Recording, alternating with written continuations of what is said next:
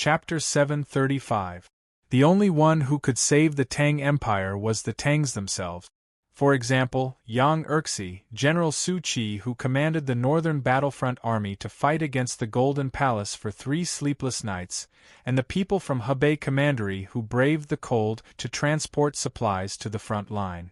However, courage and a strong will were not enough to overcome the raging tide. Because this war against the Tang Empire, although within the scope of the human world, was about to surpass the level of the human world. In the past years, cultivators who rarely paid attention to worldly affairs all responded to the Divine Hall's letter and joined the war. Even the secluded Xiankong Temple sent their own monk soldiers. On the plateau under the Pamir Mountains in the west of the Tang Empire, Master Qi Mei was walking toward the Tang army's camp. The president of the Hall of Respect of the Xiankong Temple had reached the highest state of Buddhahood. Ordinary weapons in the human world could not hurt him at all. Even the martial arts powerhouses in the Tang army could not stop him. In the face of such an otherworldly sublime person, in addition to courage and will, real power was needed. In the past, there were powerhouses at the peak of martial arts like Su Shi and Xia Ho in the Tang army. But now there was only Su Qi. General Shu Qing in the commander's camp was resourceful and wise, but not famous for his martial arts. Then, who could stop Qi Mei? A scholar in an old cotton-padded jacket appeared out of nowhere. He was covered with dust, but he looked very clean, both physically and mentally. He still had a wooden ladle tied to his waist, but the old book was nowhere to be seen. At this time, the field was in chaos. When the scholar appeared, it was like a warm spring breeze blowing through everyone's heart. The chaotic camp suddenly became very calm.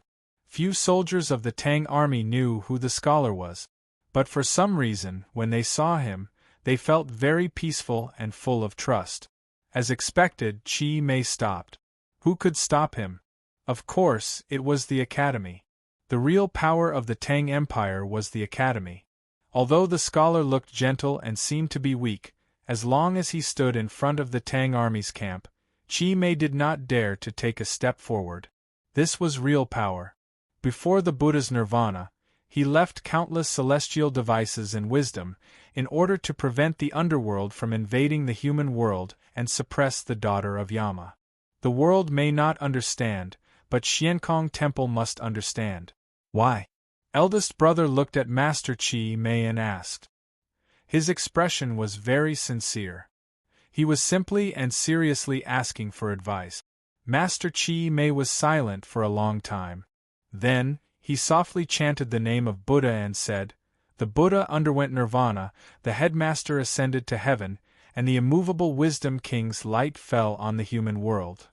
It is hard to go against the will of heaven. This is the proof." Eldest brother was surprised and regretful. He sighed and said, "I see. I didn't expect Master's departure to have such an impact on the Buddhism sect. I guess he didn't expect it either."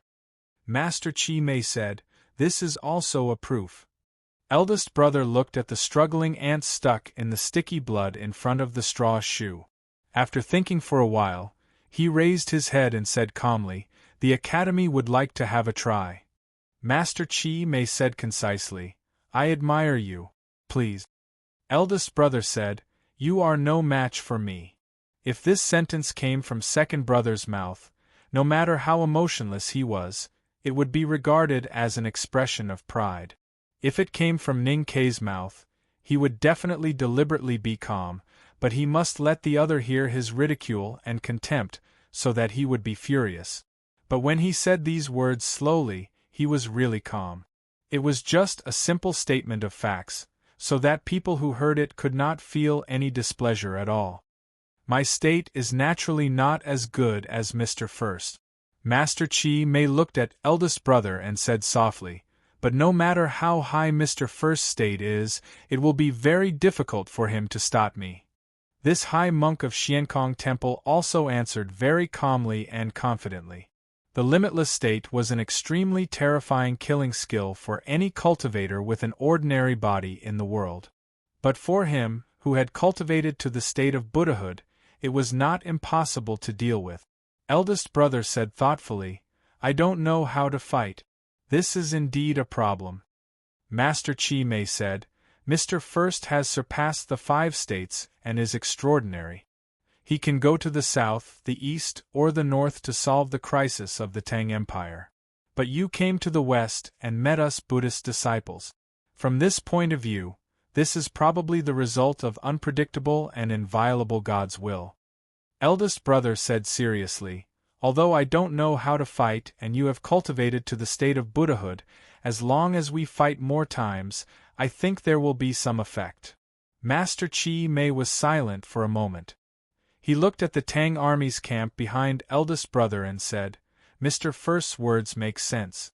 But before you kill me, I can kill everyone in the camp. After saying this, he took a step forward with a firm expression. At this time, he was only 17 steps away from the Tang army's camp. Eldest brother stood before the last step and looked at Chi Mei's firm face. His expression gradually became lonely and he asked, The Buddhism sect says that mercy is the heart. Master, do you really want to force me to kill people?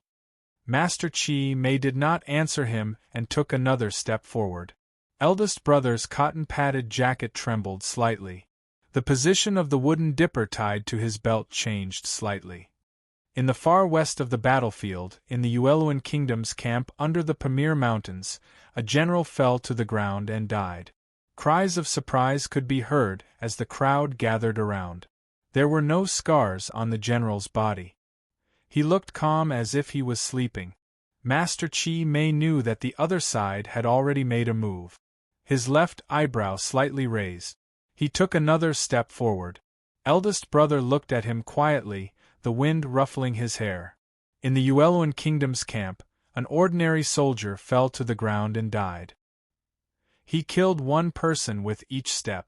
Chi Mei took a step forward. One person died in the Yueluan Kingdom's camp. Those people died very quickly, so they did not feel pain. There were no scars on their bodies and they did not bleed. No one saw that the back of these dead people's heads were flattened, as if they had been hit by a blunt object. Eldest brother stood where he was and did not move. Only his slightly trembling cotton-padded jacket and the cracks that gradually appeared on the wooden dipper showed what he had done. Eldest brother did not deliberately choose the dead. There were generals and ordinary soldiers. In his view, everyone was equal. So, in the face of death, why should he choose? But obviously, not everyone saw it as he did. Chi Mei was still walking forward. At this time, he was 9 steps away from the Tang army's camp. This also meant that the Yueluan Kingdom had to pay the price of another 9 people's lives. The expression on eldest brother's face gradually became solemn. The last 8 step, the Yueluan Kingdom's commander died. The last 7 step, the successor of the Xiankong Temple's commandment hall died. Master Chi Mei's footsteps became heavier and heavier. It took more and more time to take each step. Before he could take the 6th step, eldest senior brother suddenly said something. The emperor of the Yueluan Kingdom is dead. This was the first time that eldest brother had killed someone in the limitless state before Chi Mei took a step. What did this mean? It meant that although there were only 6 steps left, there would be more than 6 people dead. It could be 60, 600, 6,000, or even more. No matter how benevolent he was, as long as he killed more people, he would eventually not be afraid to kill. Master Chi Mei's feet could no longer move. At this moment, a pair of feet landed on the ground. The feet were wearing very ordinary green cloth shoes. But when they appeared, the soles of the shoes stepped on the ant that had been struggling in the thick blood for a long time. The owner of the green cloth shoes was a Taoist wearing a green Taoist robe. It was quiet.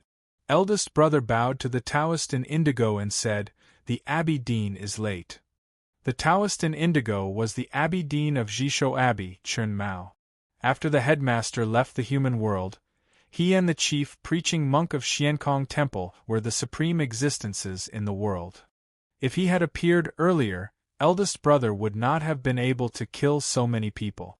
Eldest brother did not want to kill, so he said he was late.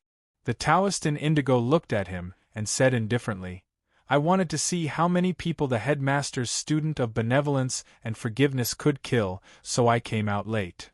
Eldest brother understood what he meant. Taoism did not care about the life and death of the emperor of Yueluan Kingdom. It did not care how many people from the Buddhism sect would die today.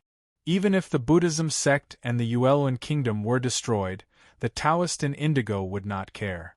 Eldest brother sighed and said, "It turns out that they all want me to kill people." Then he looked at Master Chi Mei and said with a little pity, "Now do you still think that God's will cannot be disobeyed?" Master Chi Mei was silent. Eldest brother looked at the wooden dipper tied to his waist, and looked at the cracks on it. Jun Mo is right. Fighting is to use hard things to hit the weak parts of the enemy. You must use all your strength and not be merciful. Abidine, you did this. He raised his head and looked at the Taoist in indigo. He smiled and said, "Then I finally learned to fight." The Taoist in indigo raised his eyebrows slightly and his sleeves fluttered. There was a thunderous sound in the field. The wooden dipper on eldest brother's waist was nowhere to be seen. Behind Master Chi Mei, countless pieces of wood were scattered. The wooden dipper was broken. Master Chi Mei's head was seriously deformed, as if it had been crushed by a mountain. Even if his body became a Buddha, it was now just a crumbling clay Buddha statue. Master Chi Mei fell to the ground. He was seriously injured and could not get up again. Blood slowly seeped out of eldest brother's cotton-padded jacket and dyed his shoulder red. At that moment, he used the first blow after learning to fight on Master Chi Mei. And it was also at that moment that he was almost seriously injured by the Taoist in indigo. The Taoist in indigo looked at him quietly and said, "Your state is not as good as mine. But I didn't expect that on the road of distanceless state, you are walking more steadily than me." Eldest brother said, "Abidine, you have been walking too fast these years. Naturally, it is not stable." The Taoist in indigo suddenly asked, "Rumor has it that you entered the cave profundity in the morning and knowing destiny in the evening. When did you cross the 5 states?" Eldest brother replied, "This time it took a long time. It took me 3 days." The Taoist in indigo was silent for a long time. He put his hands behind his back and shook his head with a smile. His smile was free and easy. Although his hands were behind his back, they were embracing the world. Eldest senior brother remained silent and left. Then the Taoist in indigo left. The first battle of distanceless state in the world began like this. Don't panic, there is still to be continued. If you like this work, please come to Chidien. Come to vote for me. Your support is my greatest motivation. Chapter 736. A child was smashing stones outside Tiletown.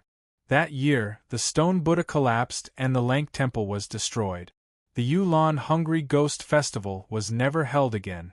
Naturally, no tourists came to Tiletown, and the stone fish pond by the street had long dried up. The people now mainly relied on the restoration of the Lank Temple to make a living. The monks in the temple were generous, so they had a good life. The stones in the mountains and valleys had become the most convenient toys for the children. At the same time, they were also a good source of income.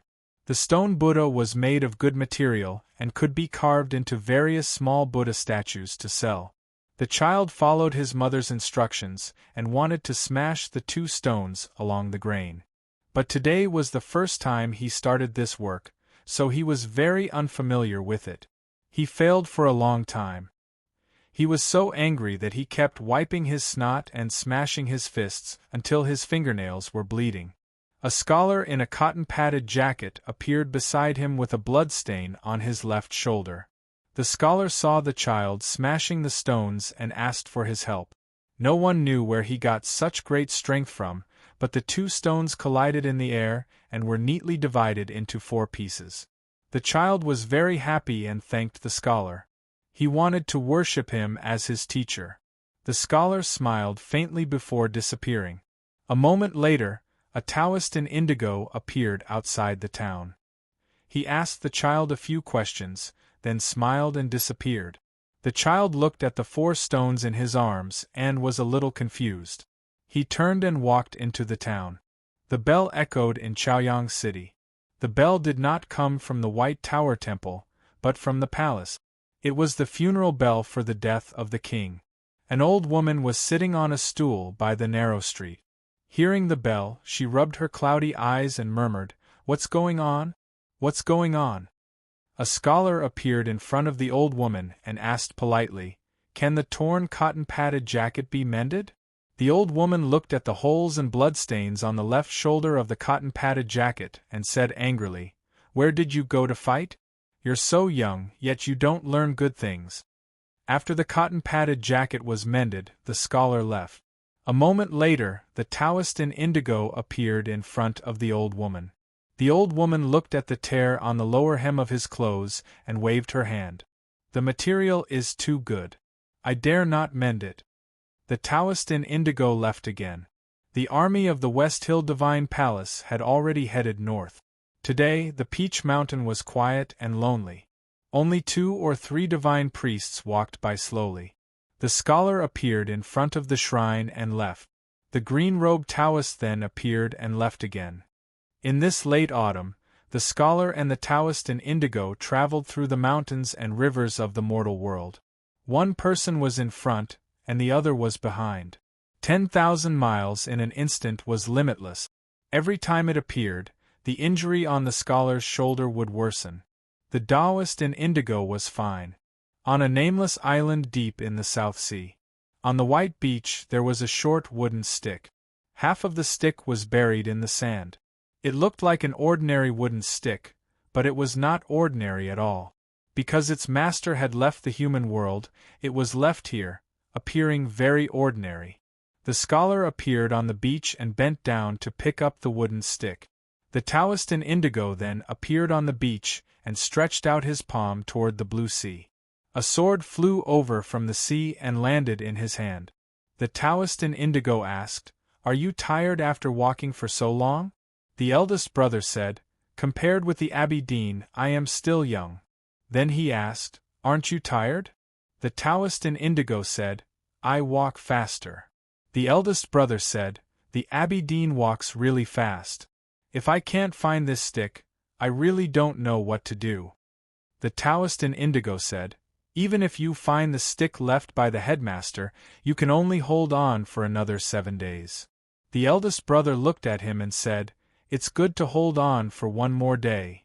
The Taoist in indigo said, "Destiny has been decided. Why bother yourself?"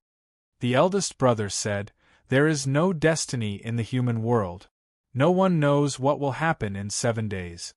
7 days were enough for the Tang Empire's West Army to defeat the invaders of the Yueluan Kingdom, enough for Ning Ke to control the god-stunning array in Chang, and enough for the Academy to do many things. The Taoist in indigo said, "In 7 days the Academy will no longer exist."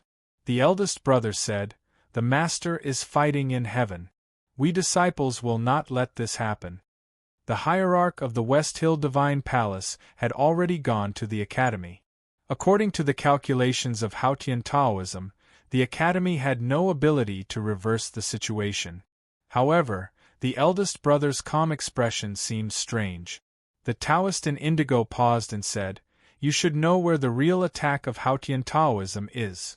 The army of the West Hill Divine Palace was in the south of the Tang Empire, in Qinghe County, outside the verdant canyon. The eldest brother said calmly, "I am not as good as Junimo, so I am here." The meaning of this sentence was clear. Junimo was there. The Taoist in indigo said, "Don't be modest. Although Junimo has infinite potential, and even I can't see how far he can go on the battlefield, you are still the strongest eldest brother in the Academy.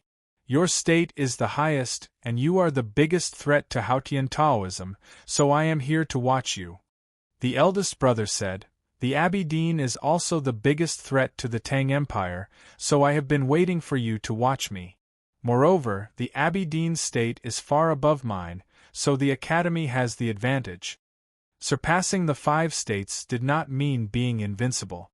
For example, cultivators in the Tianqi state could have almost invincible power after being infused with Haotian's divine flame, but they might not be able to win against the siege of the world. Only the limitless state, which was mysterious and unpredictable, could take the head of a general from 1,000 miles away. It was the most terrifying and difficult to guard against on the battlefield. The Taoist in indigo said, "I can ignore you." The eldest brother showed a rare expression of confidence and said, "You must." The Taoist in indigo said, "Why do you say so?" The eldest brother looked at him and said seriously, "I have learned how to fight.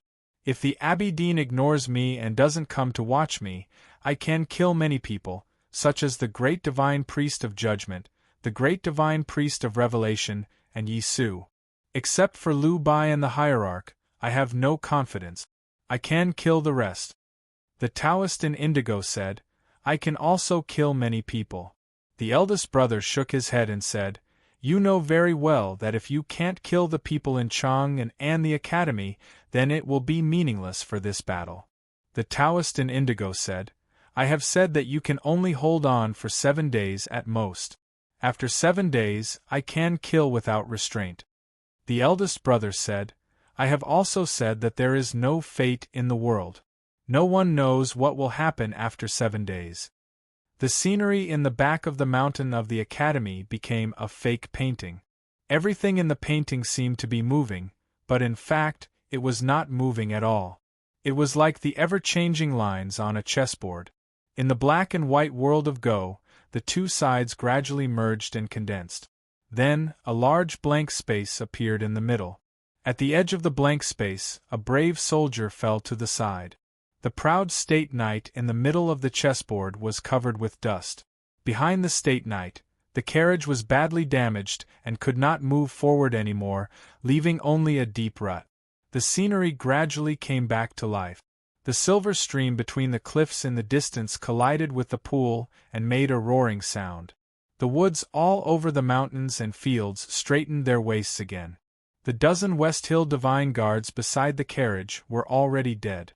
Countless dense lines appeared on their bodies, but the figure on the carriage was still tall. It broke through the game and was not hurt at all. In a forest somewhere in the back of the mountain, the little white wolf curled up in a cave and kept licking its injured forelimbs. The silk quilt in the cave was dyed red with blood. It looked very sad and pitiful. On the clear stream behind the iron-making room, the big white goose was still sitting on the top of the water wheel. It bent its neck to the sky but did not sing. It looked extremely angry and unwilling. Blood gradually dyed its white belly feathers red. The old yellow bull on the meadow in the distance looked more tired and old.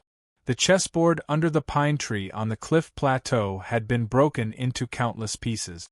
The fifth brother and the eighth brother looked at the broken chessboard on the table and kept silent for a long time. Blood flowed from the corners of their lips. They had suffered serious internal injuries. The two brothers looked at each other without saying anything. They could see the faint regret in each other's eyes. They should not have spent half of their life on the chessboard just because they liked it. If they had learned some fighting skills from their teacher, they would not have allowed the old Haotian Taoism to be so arrogant. The hierarch lord laughed out loud. The thousands of gauze curtains on the carriage trembled uneasily. A wind suddenly rose from the mountain, rustling the pine trees. The flowing clouds crashed into the distant waterfall and broke into pieces. His laughter was extremely heroic and full of spirit. First kill Su Shi, then destroy the academy, then destroy Chang'an. The Tang Empire would no longer exist. Undoubtedly, this would be the peak of his life. But at this moment, a person came from the clouds on the mountainside. It was the third sister of the academy, Yu Lian. She walked slowly on the mountain road. Yu Lian was very petite. She looked very delicate, but her temperament was gentle and mature. If you only looked at her, you would think that she was a girl. If you looked at her eyes carefully, you would think that she was a woman who had seen everything in the world. Looking at her on the mountain road, the hierarch lord's laughter gradually stopped. "Miss Third, I know that you are extraordinary. The see-through state is just a means to deceive the world. As long as you want, you can enter the knowing destiny state at any time. So don't be deliberately mystifying here. Yulien did not say anything and kept walking. As her footsteps rose and fell, something very strange happened. Her black hair gradually fell below her waist. But it was not her black hair that was growing longer, but she was becoming shorter. Yulien walked on the mountain road. With every step, she became shorter. Her originally very delicate appearance became more tender, and finally, she gradually became a 12 or 13 years old girl. Her aura was also changing and improving. As the Hierarch Lord said, she easily broke through the threshold of the see-through state and entered the knowing destiny state. Looking at the changes of Yulien through the gauze curtain, the Hierarch Lord indifferently said, "I said." His voice suddenly stopped. His brows suddenly furrowed. Because after Yulien entered the knowing destiny state, her aura was still improving. Walking on the mountain road, she went from the see-through state to the peak of the knowing destiny state. Let me be crazy. Let me be stupid tomorrow. I don't care about tomorrow. I have more today. To be continued. If you like this work, please come to Qidien. Come to vote for me. Your support is my greatest motivation. Chapter 737. The back of the mountain of the Academy had always been mysterious in the cultivation world. Third sister Yulien was even more low-key. Not many people knew of her existence. The West Hill Divine Palace knew a little more, but they only knew that she was a powerhouse in the see-through realm. It was also recorded in the hand scroll of the Tomes of Arcane. But the Lord Headmaster and the other true bigwigs never believed this. The Academy was a magical place. The eldest brother learned the Tao in the morning and entered the Tao in the evening. He jumped 2 levels from the no-doubt state to the knowing destiny state in a day. The second brother reached the no-doubt state in 14 days. Yulien was the Academy's third sister, just below eldest brother and second brother. Even though the second floor of the Academy was ranked according to the time of entry, eldest brother and second brother were extraordinary figures.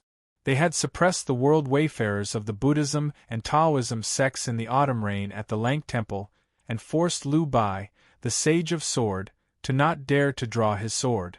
How could she be weak? There were also many geniuses in the Tao sect. Yi Su had broken through the close of life and death at such a young age. Yi Hongyu disdained to compete with Churn Pippi for the title of being the youngest to enter the knowing destiny state. She suppressed her cultivation state to the see-through state for several years with great determination and clarity of Taoism. It was not until she reached perfection that she casually stepped over the threshold on the snow cliff, which was similar to the situation now. That was why the Hierarch Lord was not surprised to see Yulien walking slowly on the mountain path and instantly breaking through the see-through realm to the knowing destiny state. Until her aura continued to rise, the peak of the knowing destiny state. The Lord Headmaster's expression finally became serious, but his voice was still dignified and confident. Haotian bestowed upon me the divine power to shepherd sheep in the human world. Before the boundless light, even your 2 senior brothers are no match for me. Even if you reveal your true strength today, you can only become a sacrifice. The Hierarch Lord looked at the beautiful girl outside the veil and said, Haotian Taoism respects the headmaster of the Academy. For the sake of your teacher, hand over the array pestle and I will spare your lives. Yulien took out an object wrapped in cloth from her sleeve and placed it on a wooden stool by the side of the mountain path. She looked at the giant sedan calmly and said, My eyes are blinding. I'll spare your life for the sake of your stupidity. The sect leader was slightly startled, then he laughed out loud. His laughter shook the layers of gauze and echoed in the quiet back mountain of the Academy. You're as short as a little girl, but you sure talk big. The headmaster stopped laughing and shouted, Do you really think you have the ability to defeat me? What a joke. His voice was cold and loud, like thunder in the deep winter. Yulien had already walked to the front of the giant chariot. Looking at the tall figure behind the gauze curtain, he smiled and said, You are shorter than me. What right do you have to mock me? The figure on the carriage was clearly so tall and imposing, but she said that he was shorter than her. The Lord Hierarch suddenly fell silent. He stared at the Akiji girl outside the curtain and said slowly, "Who are you?" The sect leader's voice was extremely solemn, and there was even a hint of uneasiness in it.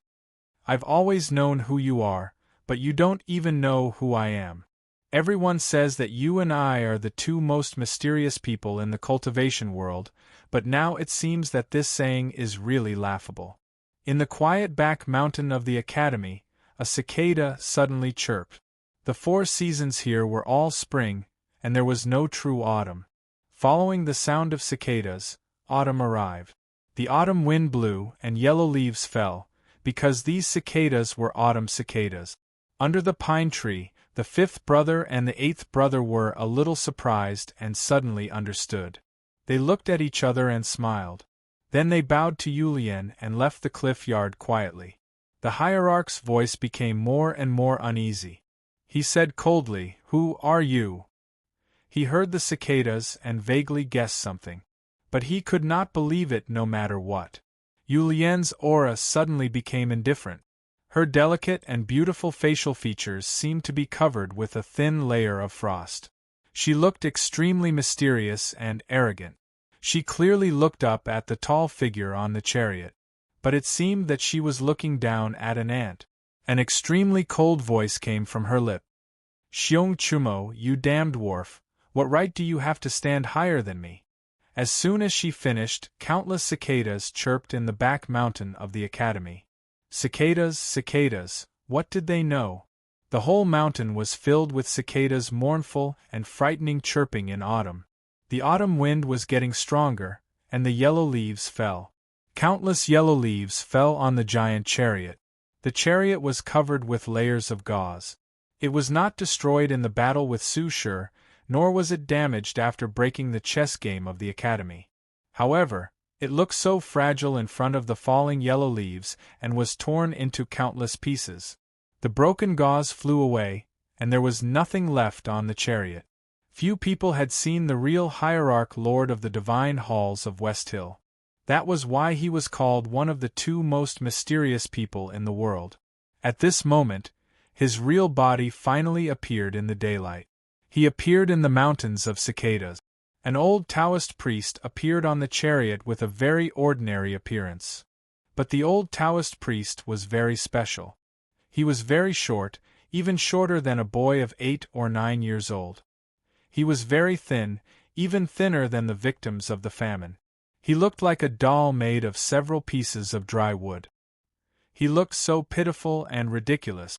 This was the real appearance of the hierarch lord of the divine halls of West Hill. The hierarch was not used to the sunlight. There was a look of panic on his face, because his secular name, which no one knew, was shouted out by Yulian. Because he found that without layers of gauze covering his body, the tall and stalwart figure was no longer there. He became very flustered, like a naked man who was stripped of his clothes, and did not know where to put his hands. The big white goose on the roof of the water cart behind the smithy squawked shamelessly when it saw this scene. Amid the chirping of the cicadas, Yulian's aura was still rising. In an instant she had surpassed the high threshold above the 5 state. Everything was clear. The hierarch lord finally came to his senses. He looked at the girl outside the chariot, and a shrill and angry scream burst out from his dry lip. "Lin Wu, 23 years cicada cultivation. You're hiding in the academy. You've become a woman." There were 13 disciples in the back of the mountain of the academy, and the most inconspicuous one was third sister Yulian. The other disciples were all peerless geniuses in their own fields, but she seemed to be the only one who did not stand out. She seldom talked to people, and rarely stayed in the back of the mountain. She sat by the east window on the 2nd floor of the old library every day, quietly drawing hairpin-style small regular script. It seemed that nothing in the world could arouse her interest, and it was difficult for her to arouse the interest of others. Not to mention the people in the cultivation world, Even Ning Kei and the other disciples sometimes forgot that they had such a senior sister, because she was too quiet and easily forgotten. At this critical moment, eldest brother arranged for the disciples of the academy to go to different places to do what they should do, but left her in the academy. It was not that he was not worried that the academy would be attacked, nor was he like Ning Kei and the empress who gave up Helan City. It was because he believed that as long as third sister was in the academy would be safe. Because she used to have a name, Lin Wu. She was the 23-year cicada cultivation. The headmaster of the academy once said this to his disciples. There was a kind of cicada in the arid land of the far west. It hid in the mud for 23 years, and only woke up when the snow melted and the flood came. It bathed in the mud, dried its wings in the cold wind, and flew into the void. At that time, Chern Pippi was fascinated by it. Eldest brother and second brother smiled and said nothing. Yu Lian was also there, and she cooked a bowl of noodles with vegetables for the headmaster. He was the most talented person in the Devil's Doctrine in the past 100 years. Master Lotus had wholeheartedly wanted him to inherit his mantle. But his father died in the hands of Lotus, so he calmly refused the opportunity. He chose a path that no one had ever walked before. He wanted to practice a unique skill that no one in the Devil's Doctrine had ever succeeded in. He was the youngest and the last suzerain in the history of the Devil's Doctrine. He had a few students who were older than him. He continued to cultivate. Finally, he succeeded, and then he disappeared. From that day on, he became the most mysterious person in the cultivation world. That year, the headmaster met a little girl. The little girl was like a jade carving, extremely cute, but her eyes were extremely calm. Only the headmaster could see the confusion and fear in the deepest part of her eyes. "What's there to be afraid of?" the headmaster said to the little girl. "Everything is just the appearance. Is this body so important to you?" The little girl understood and bowed with hands folded in front of her chest, looking elegant. The headmaster shook his head. The little girl clumsily put her hands on the side of her waist and bowed. She was very shy. The headmaster nodded with satisfaction. When the Devil's Doctrine was destroyed, the West Hill Divine Palace hunted down the remnants of the Devil's Doctrine. The little girl was just a little girl. She had no ability to protect herself. She did not know how to live the next 23 years. But she did not beg the headmaster. Because she had her own pride. The headmaster did not wait for her to speak and said, "Come back to the academy with me." The headmaster said it casually, as if she had always been in the academy. From that day on, the headmaster had a female disciple. As more and more disciples entered the academy, she began to be called the third sister. A few years later, there was a female professor in the academy, Yu Lian. The female professor sat by the east window and wrote the hairpin-style small regular script for many years. Cicadas were chirping outside the window. She was very inconspicuous. She did not care about the world, and the world did not care about her. She was the legendary 23-year cicada Lin Wu. What a big fog! The hierarch lord's shocked and angry roar was still echoing in the back mountain of the academy. The roar was like winter thunder, but it could not suppress the chirping of the cicadas. He looked at the young and beautiful girl and said incredulously, "How did you become a woman?" Yu Lian said sarcastically, "How Yin can become a woman, why can't I? If I can't even see through the appearance, how can I cultivate the 23-year cicada cultivation? If Yi Su was standing in front of me, he would not ask such a stupid question. If he could see through life and death, he could naturally see through these details." The hierarch still could not suppress his shock and said, "Although you are a demon, you are still a suzerain. You are shameless to change your sect and become an outsider's disciple." Yu Lian looked at the sky and said, "The headmaster of the academy is worthy to be the teacher of all ages, let alone me. Also. But it's such a good plot. It's a waste not to call for monthly votes. Vote for monthly votes. In the name of the third sister. To be continued. If you like this work, please come to Chidien. Come to vote for me. Your support is my greatest motivation. Chapter 738. The hierarch stared at Yulien and said coldly, "You're the hierarch, but you still want your younger brother to fight with those beasts. Is this what the headmaster taught you?" Yulien said indifferently, "Even though you're not as powerful as me, it would take me some effort to kill you. As long as I can exhaust you, it's good enough." The hierarch was so angry that he laughed. He said, "Your two younger brothers almost died. You just wanted to exhaust them, and you just stood by and watched. You are really sinister and cold-blooded. If the headmaster knew that you would do this, he would probably regret taking you as his disciple." Yulien said, "I'm the hierarch of the Enlightenment doctrine. It's natural for me to be sinister and cruel. Since the headmaster accepted me as his disciple, how could he not know what kind of person I am?" The headmaster shouted sternly, "Then today, I will deal with you on behalf of Hautian, you evildoer of the devil's doctrine." Yulien looked calm. Even though her opponent was the most powerful cultivator from the divine halls of West Hill, her calmness was an undisguised humiliation to her opponent. "Xiao Chumo, you were not my match decades ago. Now you're even less likely to be my match." She looked at the hierarch's withered arm and his broken wrist. She said indifferently, "Like I said, if you blind yourself, I'll let you leave the academy." The hierarch's left hand was cut off by General Su Shi at the foot of the Shao Mountain. From the Shao Mountain to the back of the mountain of the academy, he had gone through 2 tough battles. Then he faced the most unfathomable person in the devil's doctrine, the 23-year cicada cultivation with the headmaster for many years, but he was still confident. The hierarch suddenly became serious. He raised his right fist, lowered his waist, and took a deep breath. Then he punched. He was very thin and short, so his fists were also very small and looked a little ridiculous. But it was not ridiculous at all, since it could kill Su Shi and suppress the divine halls of West Hill for many years. It was a terrifying fist. It was an ordinary fist, but it seemed to gather all the chi of heaven and earth in the back of the mountain of the academy.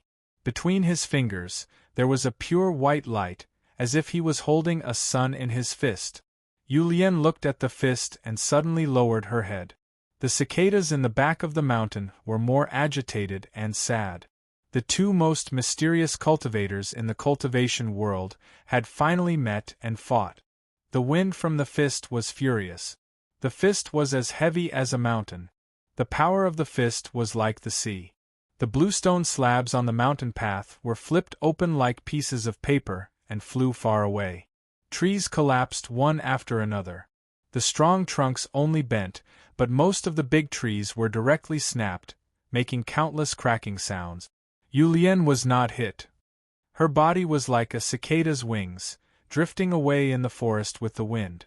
It was as if she had really integrated with the breath of heaven and earth. It was impossible to find her. The cries of the autumn cicadas continued, and thousands of yellow leaves rustled down.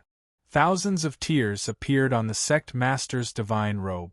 Then, an extremely thin layer of light appeared on the surface of his body, and the yellow leaves were instantly shattered into threads. The most powerful man in the West Hill Divine Palace finally calmed down. He looked at the broken trees and gravel in the valley and shouted, 23-year cicada cultivation. Do you really think that you are invincible just because you have surpassed the 5 realms? You've entered the sky demon realm at most. Since you can't be immortal, how can you fight against light? He slowly raised his hands, the remaining palm of his right hand facing the sky. His expression was abnormally firm and persistent. His voice was like a burst of spring thunder, spreading to the surroundings and the sky. Hautian, please give me strength. The sonorous voice was still floating in the air when the sky reacted. The setting sun in the west suddenly became bright. It was no longer red and warm. Instead, it seemed to be supreme, causing people to feel reverence in their heart. A majestic power passed through the sunset clouds in the sky, ignoring the gathering array that covered the back of the mountain of the academy, and fell on the hierarch's body along with the blazing sun. The hierarch's thin and short body suddenly became extremely tall. His body seemed to have a terrifying power that was close to the way of heaven. In just a breath, the falling yellow leaves were blown up into the sky and dared not to fall again. Even the cries of the cicadas in the mountain seemed to be quieter at this moment.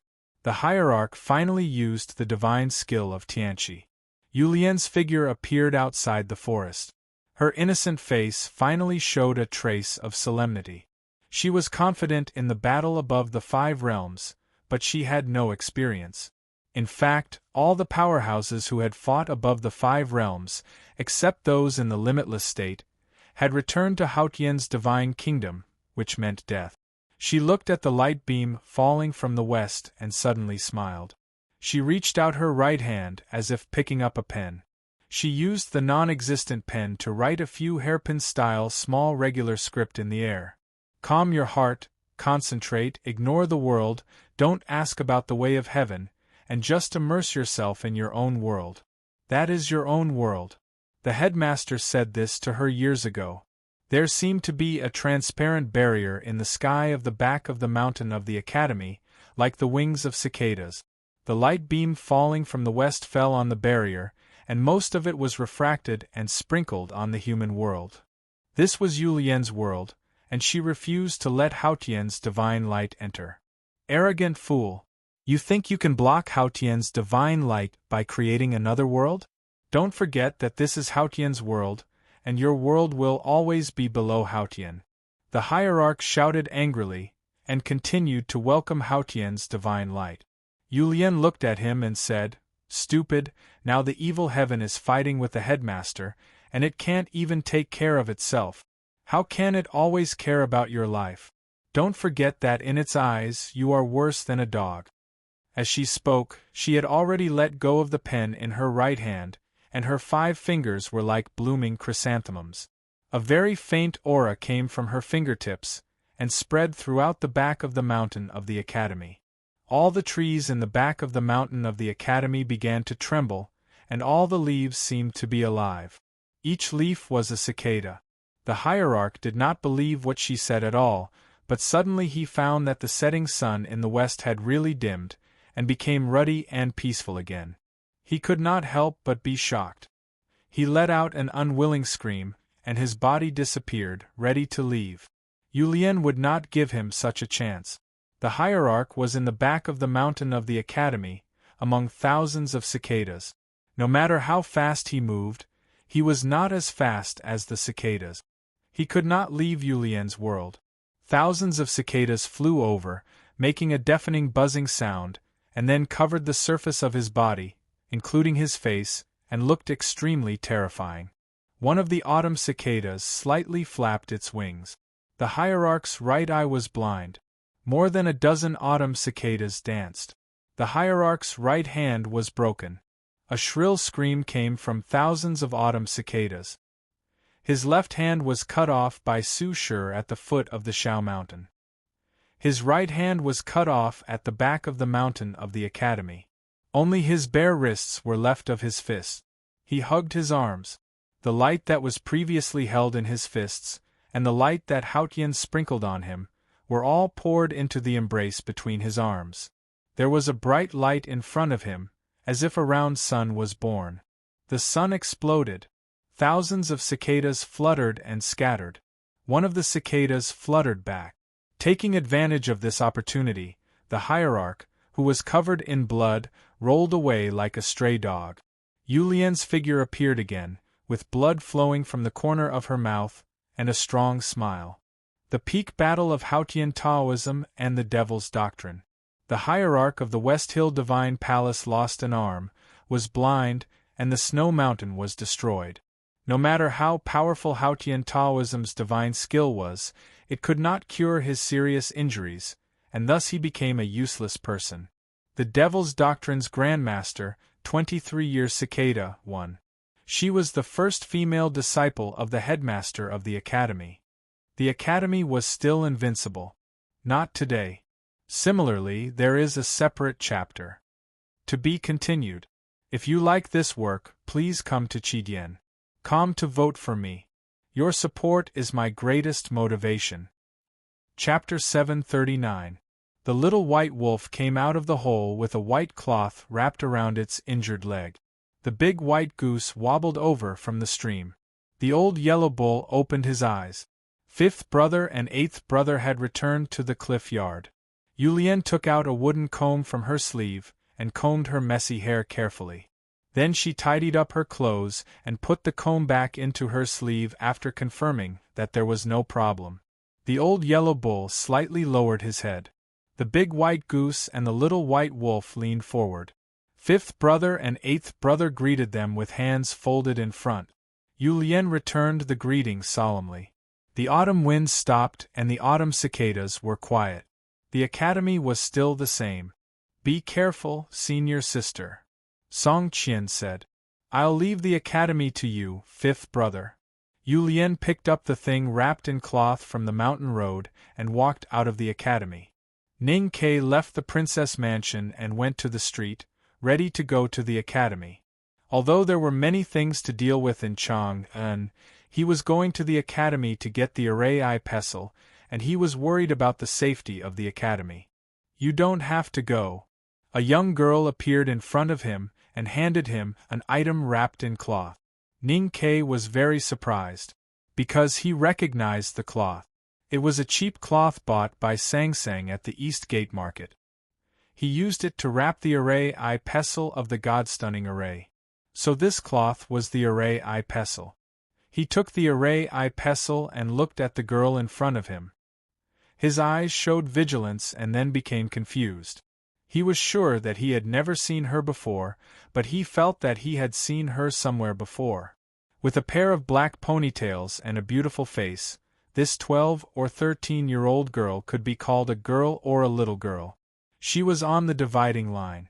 Ning Ke looked into her eyes and saw her calm expression. He finally guessed who she was and could not help but be shocked speechless. He even almost threw away the array pestle. Yulien used the simplest words to describe what happened in the academy, especially the battle with the hierarch of the West Hill Divine Palace. She mainly said that the hierarch was very short. It was only then that Ning Ke realized that the tall and majestic figure in the eyes of hundreds of millions of Taoism believers was actually just an illusion. The hierarch lord turned out to be a damned dwarf. Back in the wilderness, when he shot 5 people with the primordial 13 arrows, both the great divine priest of revelation and Yi Hongyu had a hard time withstanding it. However, the hierarch did not even try to dodge. The scene at that time brought great pressure to Ningquebec. He thought to himself, no wonder he's the most powerful cultivator in Haotian Taoism. He can even deal with the primordial 13 arrows so easily. Only now did he understand that it was because the sect leader was very short and he was aiming at the figure. The iron arrow flew over the man's head, so naturally there was no need to dodge. Why did you let him live? Ning Ke gradually calmed down from the shock and asked. Some people are more useful alive than dead. Yulien said, many years ago, when Xiong Chumo was still young, he went to the wilderness with the seniors of Haotian Taoism. I was still young, so we fought when we met. I destroyed the snow mountain in his lower abdomen and made him immortal. Unexpectedly, it was a blessing in disguise. He devoted himself to cultivation and became what he is today. However, people with abnormalities always have some psychological problems. Now that he is disabled, you don't have to worry about him. Instead, the people in the West Hill Divine Palace will have a headache. Just like the hierarch and many other bigwigs in Haotian Taoism, Ning Ke never thought that third sister was just a cultivator in the see-through state. Therefore, he was not surprised to know that the academy was still under her protection. It was not until now that he finally realized that the one who was defeated by third sister was not an ordinary cultivator, but the hierarch lord of the West Hill Divine Palace. Who in the world could defeat the hierarch lord? Ning Ke was shocked after knowing the answer. Third sister was the grandmaster of the Devil's Doctrine, 23-year cicada cultivation. Among the disciples on the second floor of the academy, third sister, Yulian was the first one he knew. They even knew each other when they went to the old library before they exchanged letters with Chun Pippi. Over the years, he did not talk much with Yulian, but she would always give him advice at important moments. And it started when he was still an ordinary student before he entered the back mountain. Therefore, Ning Ke had always respected third sister, even more than eldest brother and second brother. Walking on the long and narrow stairs of the city wall, Ning Ke could not help but glance at Yulian after a few steps. Looking at her young face and the swaying ponytails behind her, it was hard for him to adapt to what he saw. "Is there a flower on my face?" Yulian asked. Ning Ke said with a smile, "I just want to look at you a little longer. You are a famous person." Yulian smiled. Ning Ke said, "No wonder the headmaster refused to accept Tang Xiaotang as his disciple. It's because of seniority. So I am one generation older than Tang?" Yulian said, "If we count from the founding father of the Enlightenment doctrine, you are dozens of generations older than him." Ning Ke praised again. The third sister of the second floor is the 23-year cicada cultivation. Yulian slightly raised her eyebrows and said, "It's just a coincidence. The headmaster doesn't care about these little tricks." Ning Ke said, "Maybe the headmaster likes these things." As they were talking, the senior sister and junior brother had already reached the top of the Chang and city wall. Ning Ke thought of something and took out an ID token from his belt. The ID token was not made of gold, wood, or stone. It was pure white with a black pattern carved in relief. Judging from the fresh marks on the edge, it seemed to be carved not long ago. The black pattern was a statue. The pure white periphery was like a bright light. Because the statue was facing away from the light, its face and body were immersed in deep shadows, looking very gloomy. Ning Ke asked, "This ID token was given to me by senior sister before I went to the wilderness. What is carved on it?" Yulian walked to the edge of the city wall and looked down at Chang and city. She said, "Yama or Haotian." Ning Ke walked to her side and followed her gaze down. He said, "What ID token is this?" Yulian said, "The ID token of the master of the Enlightenment doctrine." The Desolate did not hesitate to exterminate their entire race to protect me and Sang Sang. I have never understood why. Now it seems that it's because of this ID token. In the front gate of the Enlightenment doctrine, Lian Xing's last attack failed. Now I think it's also because of this ID token. If I think about it carefully, this ID token has saved me many times, but I didn't investigate it. How stupid of me. Ning Ke naturally put the waste token back into his belt and did not intend to return it to Yulian. Then, he solemnly bowed to her to express his gratitude. What he did not understand was why third sister would so casually give such an important ID token of the master of the Enlightenment doctrine to him when he led the students of the academy to practice in the wilderness. "Do you remember what I said to you when you were preparing for the opening test?" Yulian asked. At that time, Ning Ke was just an ordinary student of the academy. He was preparing for the opening of the second floor of the academy. He was under great pressure and had a conversation with Yulian in the Sword Forest. "I remember.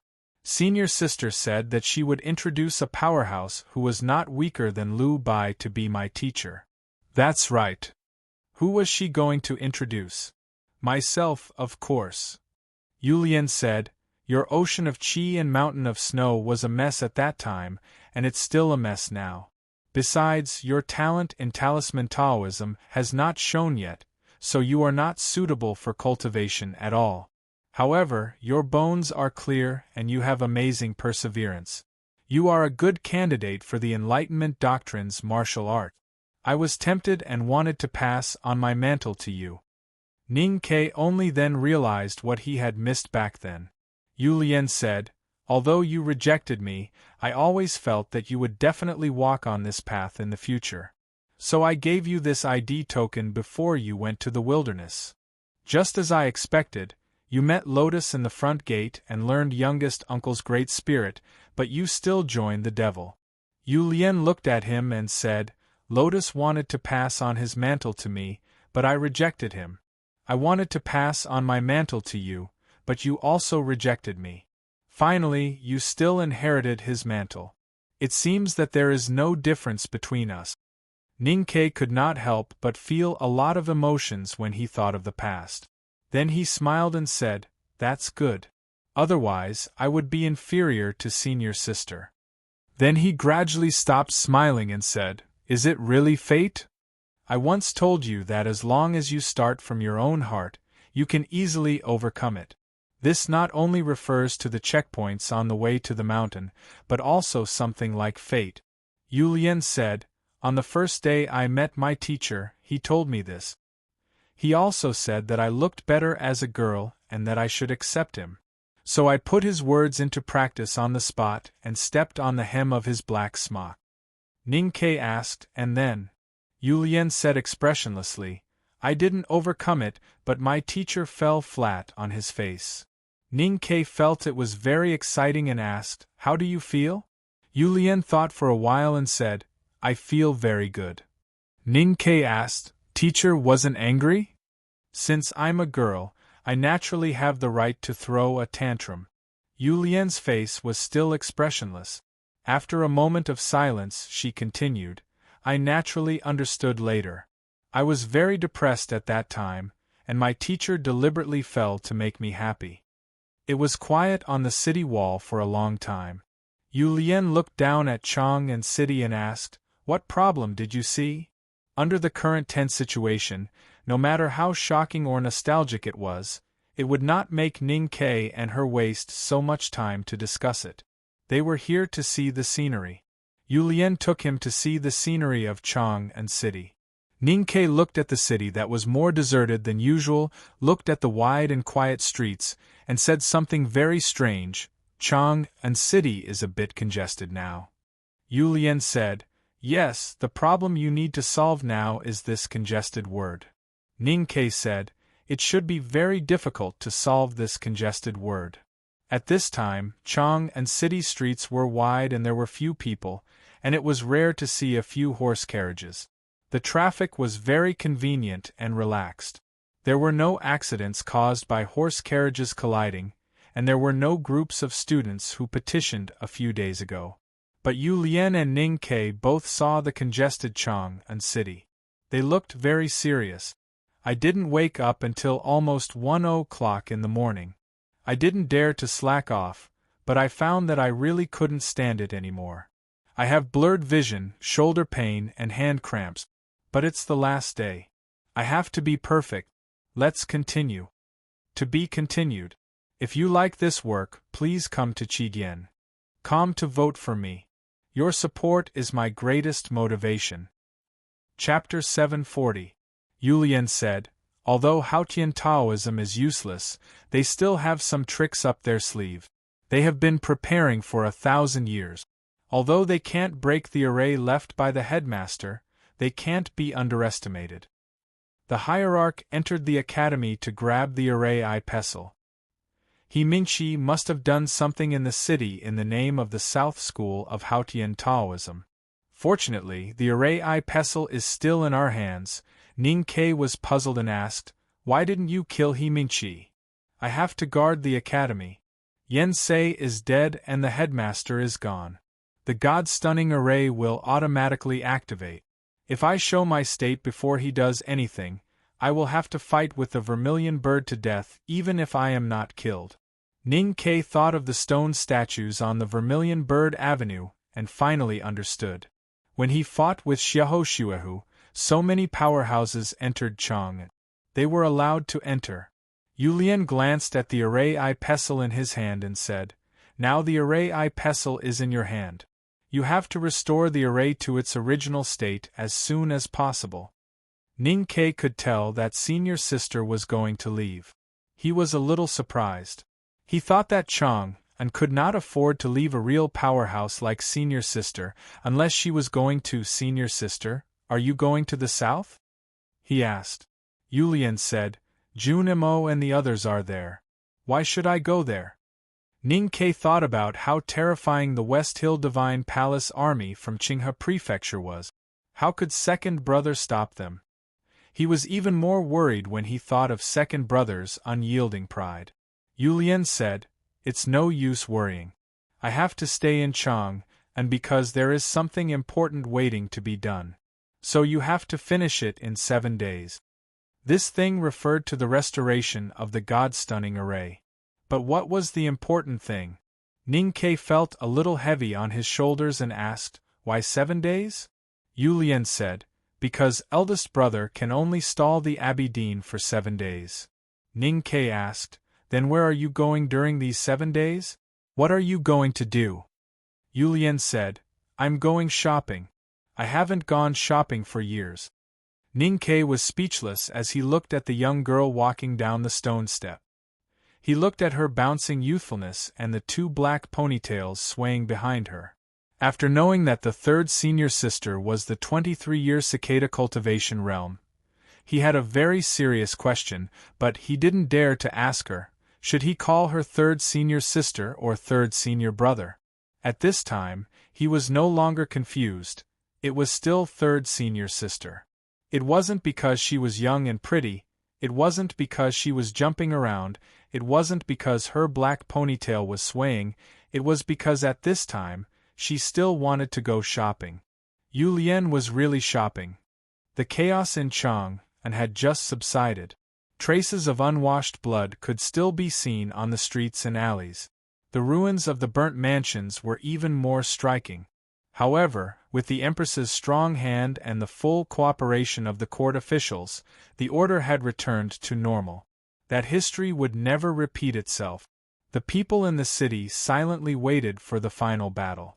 Yulian was very satisfied with the quietness of the street and the opening of the shops. Or she was satisfied with the woman who made the city go back to normal as soon as possible. She went to Chenjinji Cosmetics store to buy a box of cosmetic powder and some sweet and sour food. Carrying large and small bags, she casually walked into the palace as if she was visiting a relative.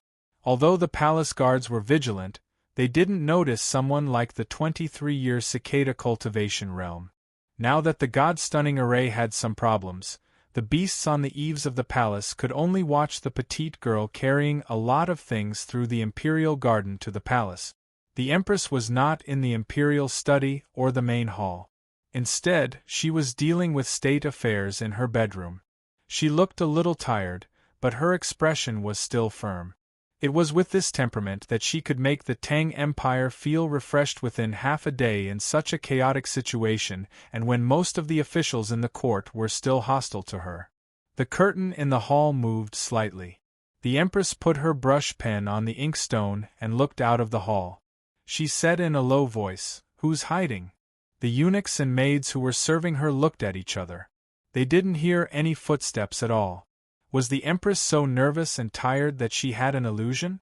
At this moment, a clear and dignified voice came from outside the hall. It was difficult for a clear and young voice to be dignified, but this voice did it. "It seems that you've had a good life after marrying that guy. You didn't even want to cultivate for a day. If you worked a little harder, you would have found out when I came to the Imperial Garden. You wouldn't have to wait until now." The curtain moved again, and Yulian walked in with a lot of things. Compared with the pile of things, she looked even more petite. The Empress frowned slightly and asked, "Who are you?" Yulian ignored her. She threw the things on the ground and walked over with her hands behind her back. One put her hand down and the other put her hand behind her back. These 2 simple actions caused her aura to change greatly. As she walked, she gave off the feeling of a towering mountain, as if she was a grandmaster. The determined look on the Empress's face turned into confusion, and then she suddenly became very weak, as if she had gone back to many years ago. She was still a timid girl, and her voice trembled slightly. "Are you, teacher?" 23-year cicada cultivation had several disciples when he was in the Devil's Doctrine. Those disciples were all older than him. One of them was the last saintess of the Devil's Doctrine, named Summer. She was the current Empress of the Tang Empire. The Empress didn't know that her teacher had been in the back of the mountain of the academy until today. She couldn't help but be surprised. His Majesty has a very close relationship with the academy. Why didn't he tell me? No one knows my real identity except for teacher, eldest brother, and Jun Imo. Your man naturally doesn't know either. Speaking of which, your man is really good. You didn't suffer a loss marrying him. Teacher, what can you do even if you suffer a loss? If you suffer a loss, even if I can't do anything, I can ask the headmaster of the academy to help. When His Majesty married me, the academy finally agreed. Did you help him? The academy never cares about marriage. I don't have to say anything, and I won't object to your marriage. The long-separated teacher and disciple were talking, and the Empress was serving tea and fruits humbly. But Yu Lian looked like a girl at this time, and the scene looked a little weird. So when Tang Xiaotang walked into the bedroom with the sixth prince and saw this scene, she was immediately shocked. Yu Lian glanced at her and said, "No need to guess, it's me." Tang Xiaotang screamed and said, "Teacher, what's wrong with you?" The Empress smiled and said, "No wonder Miss Xiaotang appeared and stayed with us after Ning Ke entered Chang'an. It was all arranged by you, teacher." Yu Lian said, "You two have officially met each other today. Greet each other." Tang Xiaotang stepped forward and bowed, and the Empress bowed back. The Empress was silent for a long time. Finally, she couldn't hold back her doubts, mainly because she was too shocked. She whispered, "Teacher, how did you change? I thought you could hold it back forever." Yu Lian said, "What's there to be interested in? I'm leaving." The Empress was speechless. She thought, "You suddenly changed from a man to a woman. How can I not ask?" She stood up and walked Yu Lian to the door of the hall. Yu Lian carried a lot of things and said, "No need. It's not convenient for you to leave the palace." The Empress thought, "After all, the palace is different from home. I really can't send you out of the palace." She smiled and asked with concern, "Teacher, have you been happy these years?" "It's good to be peaceful. I can't find anything particularly happy. I only remember that one year, teacher explained the 23-year cicada cultivation to the disciples. His words were full of praise and I was very happy to hear it." Yu Lian was silent for a moment and said with a smile, "That night, I cooked a bowl of vegetable noodles for teacher." Ning Ke walked to the Chow Mansion on Spring Breeze Pavilion Street. After all, Li Huiyuan was killed by him. It would be inappropriate for him to stand in the court or sit behind the bead curtain like the Empress. Therefore, he was contacting the palace through the Chow Mansion. Earlier, the Fish Dragon Gang sent the latest news from the palace. The imperial court had ordered the southern army, which was heading north, to detour around Shao Mountain and turn southeast to Qinghe Prefecture. The last Yulin royal guards in Chang'an was also ready to go. They would leave the city at dusk and rush south overnight. Through this news, he confirmed that the Empress had already known the news of the Academy's action. The imperial court had begun to cooperate with them. He also felt that this arrangement was appropriate. The greatest danger that the Tang Empire was facing now came from three places: the Golden Palace from the wilderness to the south, the Divine Hall Coalition Army from West Hill and South Jin Kingdom to the north, and the Abbey Dean of Jishou Abbey, who could be called the most powerful person in the world after the headmaster left. Although the Golden Palace in the north was powerful, the northern army was almost at full strength with the Tang army that Ning Ke and the Empress brought back from Helan City. The current situation seemed difficult and bloody, but they were on the Tang Empire's land and General Su Qi was in charge. As long as they could get through the difficult period at the beginning, they would be able to hold on in the end. When the situation was eased, they could even launch a counterattack. What really worried Ning Ke was the Abbey Dean of Jishou Abbey and the situation in the south. What kind of person was the Abbey Dean of Jishou Abbey? The West Hill Divine Palace Coalition Army was too powerful. There were more than 1,000 cultivators, but there was almost no soldier in the south of the Tang Empire. In the past years, he had blind faith in eldest brother and second brother. However, in the current situation, that faith had long disappeared. Especially in the south. Facing the mighty West Hill Divine Palace army, second brother had to hold on for 7 days. Because it would take the Southern Army and the Yulin Royal Guards 7 days to reach the south. Eldest brother could only hold on for 7 days, so he had to repair the big array of Chang and city within 7 days. The final victory would be decided within 7 days. After 7 days, I'm really tired. This is the slowest speed in 3 days, but it seems to be getting better. I should write more energetically next. I've written this chapter for 7 days, it feels like I'm advertising for the Lien Sua Hotel. But I'm really a 7-day member. To be continued. If you like this work, please come to Qidien. Come to vote for me. Your support is my biggest motivation. Chapter 741.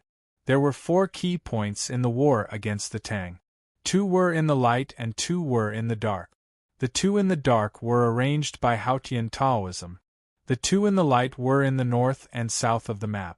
The West Hill Divine Palace Hierarch's surprise attack on the academy failed miserably. The Abbey Dean of Jishou Abbey and eldest brother were still wandering around the famous mountains and rivers in the human world, but they would never forget to return. The fierce battle between the Golden Palace and the Tang Empire's cavalry was still going on in the north. So the battlefield that could change the stalemate and decide the outcome was in the south. The West Hill Divine Palace Coalition Army was the real main force in the war against the Tang Empire. After the Tang Empire's navy was destroyed, more than 8,000 papal cavalrymen, who had been secretly trained by the Divine Hall for many years, and more than 100,000 troops from the South Jin Kingdom crossed the Great Swamp and entered Qinghe County. In Qinghe County, the powerful cultivators and private armies of the warlords joined the coalition army. Troops from remote small countries and cultivation sects hidden in the mountains also gathered. The West Hill Divine Palace Coalition Army's momentum grew. They walked on the field, the autumn rice was broken and the paddy fields were trampled dry. Behind the 2 divine sedans there were more and more carriages. The most eye-catching one was the quietest one. This was probably the most powerful army since the Tang Empire's northern expedition against the desolate Man Empire. Compared to today's coalition army, the coalition army that fought against the desolate man in the wilderness in spring was much weaker.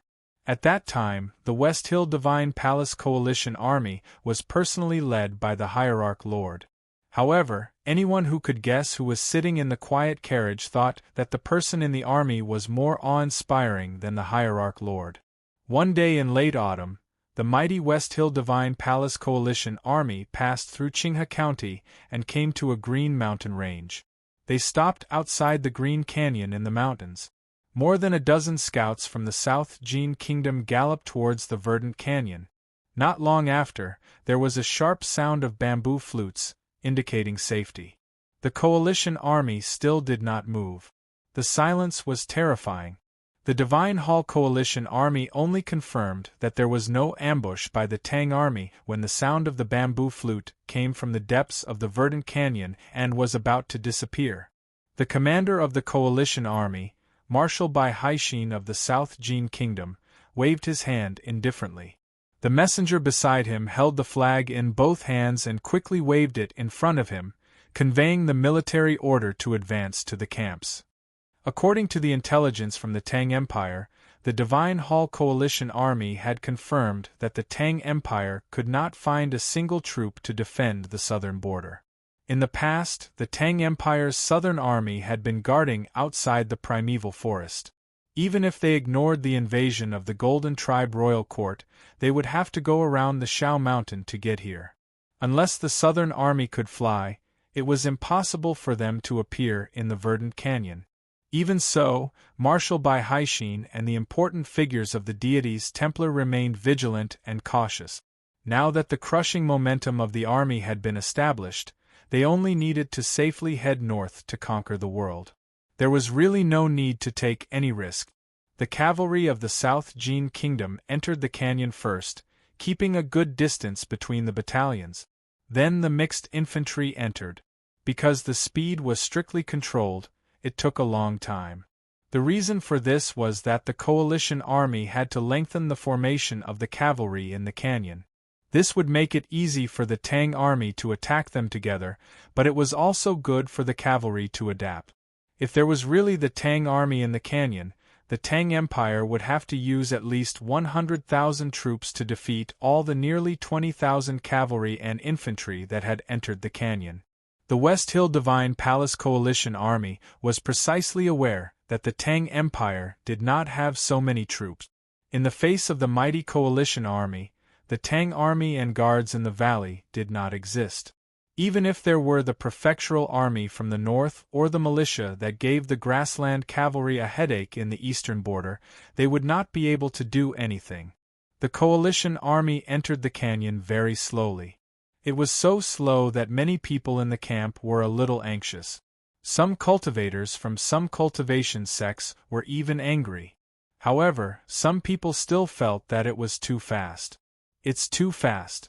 Let the South Jean people slow down a little more. It was a sunny day with no clouds in the blue sky. The blazing sun did not feel like autumn at all. It penetrated the layers of gauze on the sacred sedan and fell on Yi Hongyu's eyebrows, making her look even more beautiful. The deacon in black beside the sedan received the order and left.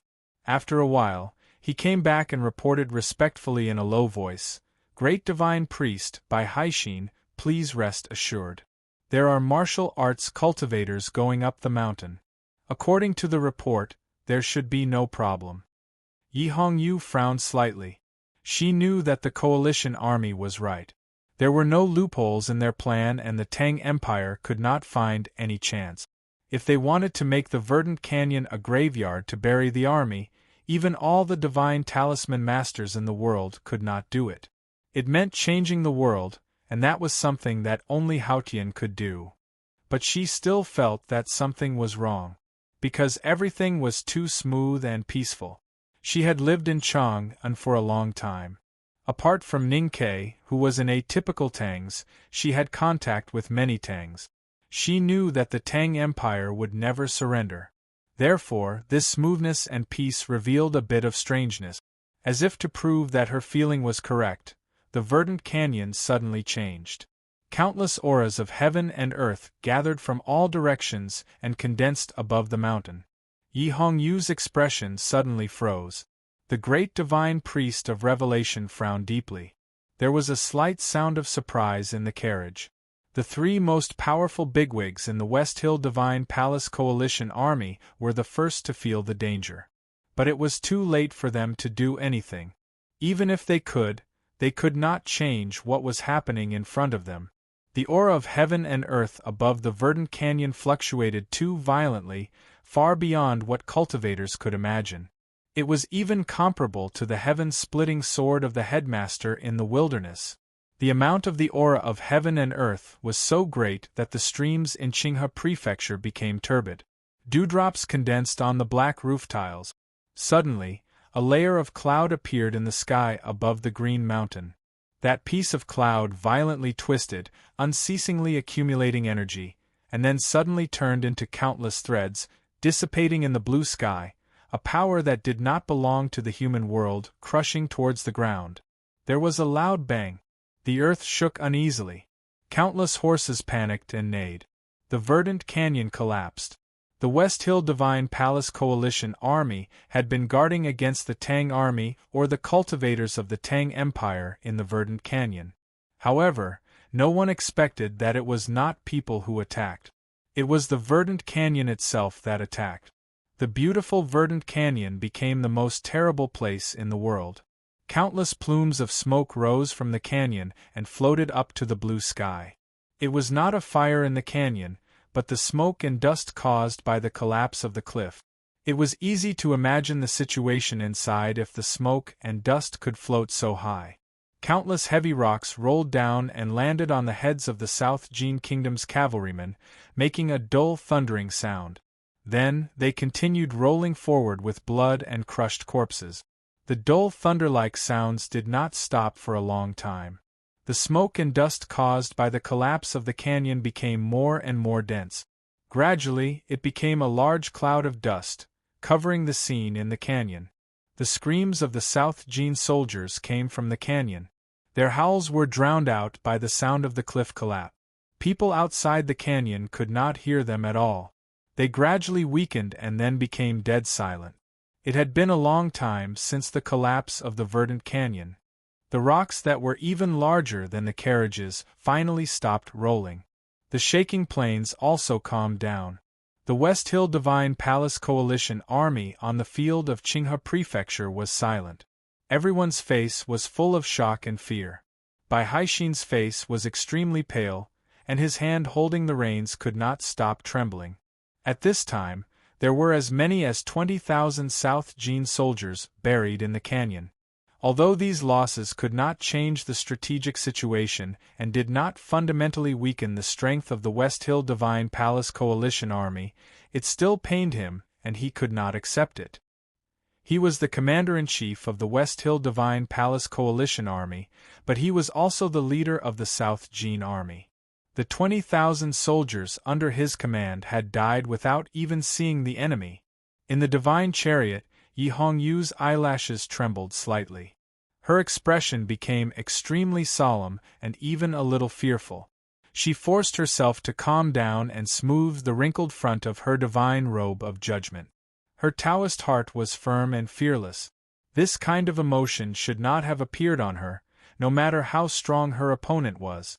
However, as she had thought, the collapse of such a long verdant canyon was many times more difficult than Jun Mo of the Academy cutting the Buddha statue in the Lank Temple. Only Haotian had the ability to change heaven and earth. How did the Tangs do it? Who was in that verdant canyon? What exactly happened in that canyon? Compared to the famous Min Mountain, the verdant mountains in the southern field of the Tang Empire were not as steep or towering. However, the surface of the mountains was hard and heavy granite, but most of the interior was limestone. It was very easy to dissolve in the rain, so landslides and rock collapses happened frequently. It was precisely because of this that the Green Mountains were transformed by nature in an exceptionally strange way. The peaks were steep and strangely shaped, making it extremely difficult to climb. Even martial arts cultivators regarded it as a dangerous path. Fortunately, there was a canyon in the mountains. This canyon connected the central area of the Tang Empire with Qinghe Prefecture. Otherwise, it would take many more days to make a detour. In order to strengthen its control over Qinghe Prefecture, the Tang Empire spent a lot of money to widen the canyon hundreds of years ago. Then, talisman masters and array tactical masters reinforced the cliffs on both sides of the canyon. They also planted trees with developed roots that could absorb water and strengthen the cliff. Finally, the natural rugged road in the canyon became a smooth, official road. From that day on, the Tang Empire became a road connecting the north and the south. People praised that with this strategic road, the Tang Empire and Qinghe Prefecture would never be separated. They would become a real family. Now, the warlords of Qinghe Prefecture rebelled and surrendered to the West Hill Divine Palace. They even sent their private army to join the attack on Chang'an. The country had been divided. Then what was the point of this verdant canyon? So let it collapse. Bury the past. The term verdant canyon has been in my mind for more than half a year. I've been thinking about it, but every time I think about it, I always think of Lin Qingxia. To be honest, I really don't think Sister Qingxia is as beautiful as many people say she is. Well, the reason why I'm saying this is because I'm really tired. Let's talk about it. There's more to come. To be continued. If you like this work, please come to Qidian. Come to vote for me. Your support is my greatest motivation. Chapter 742. 2 years ago, Ning Ke took Sangsang to the Lank Temple to see a doctor, and passed by this verdant canyon. At that time, he thought that since there were countless tactical arrays and talismans set by predecessors in the canyon, if a strong enemy invaded from the south in the future, talisman masters only needed to dispel these talismans to collapse the verdant canyon. Even if tens of thousands of cavalry came, It would be difficult to pass through the verdant canyon and invade the heart of the Tang Empire in a short time. But he immediately denied this idea. Because even if Master Yen Sei came back to life, he could not mobilize so much qi of heaven and earth and trigger the talisman at the same time. As Yi Hongyu thought 2 years later outside the verdant canyon, this kind of earth-changing means was not achievable by human power. Unless the Tang Empire had already done something to these talismans when they opened up the canyon. Now the verdant canyon collapsed instantly, the shaking field that lasted for a long time, and the 20,000 soldiers of the South Jin Kingdom buried under countless boulders all proved Ning Kei's original judgment. Hundreds of years ago, when the Tang Empire opened up the canyon, they did something, and it was a big deal. They directly turned the canyon into a dead land and a tomb. Since the founding of the Tang Empire, they had been guarding against strong enemies from the south. The strong enemies here were not the warlords of Qinghe County, nor the self-proclaimed powerful South Jin Kingdom, but the West Hill Divine Palace. Countless resources and efforts, more than a dozen divine talisman masters, and finally designed by predecessors of the Academy, this important strategic passage was finally turned into an inhuman killing array by the Tang Empire. Then this killing array waited silently for hundreds of years and finally activated, becoming the last barrier of the Tang Empire in the south.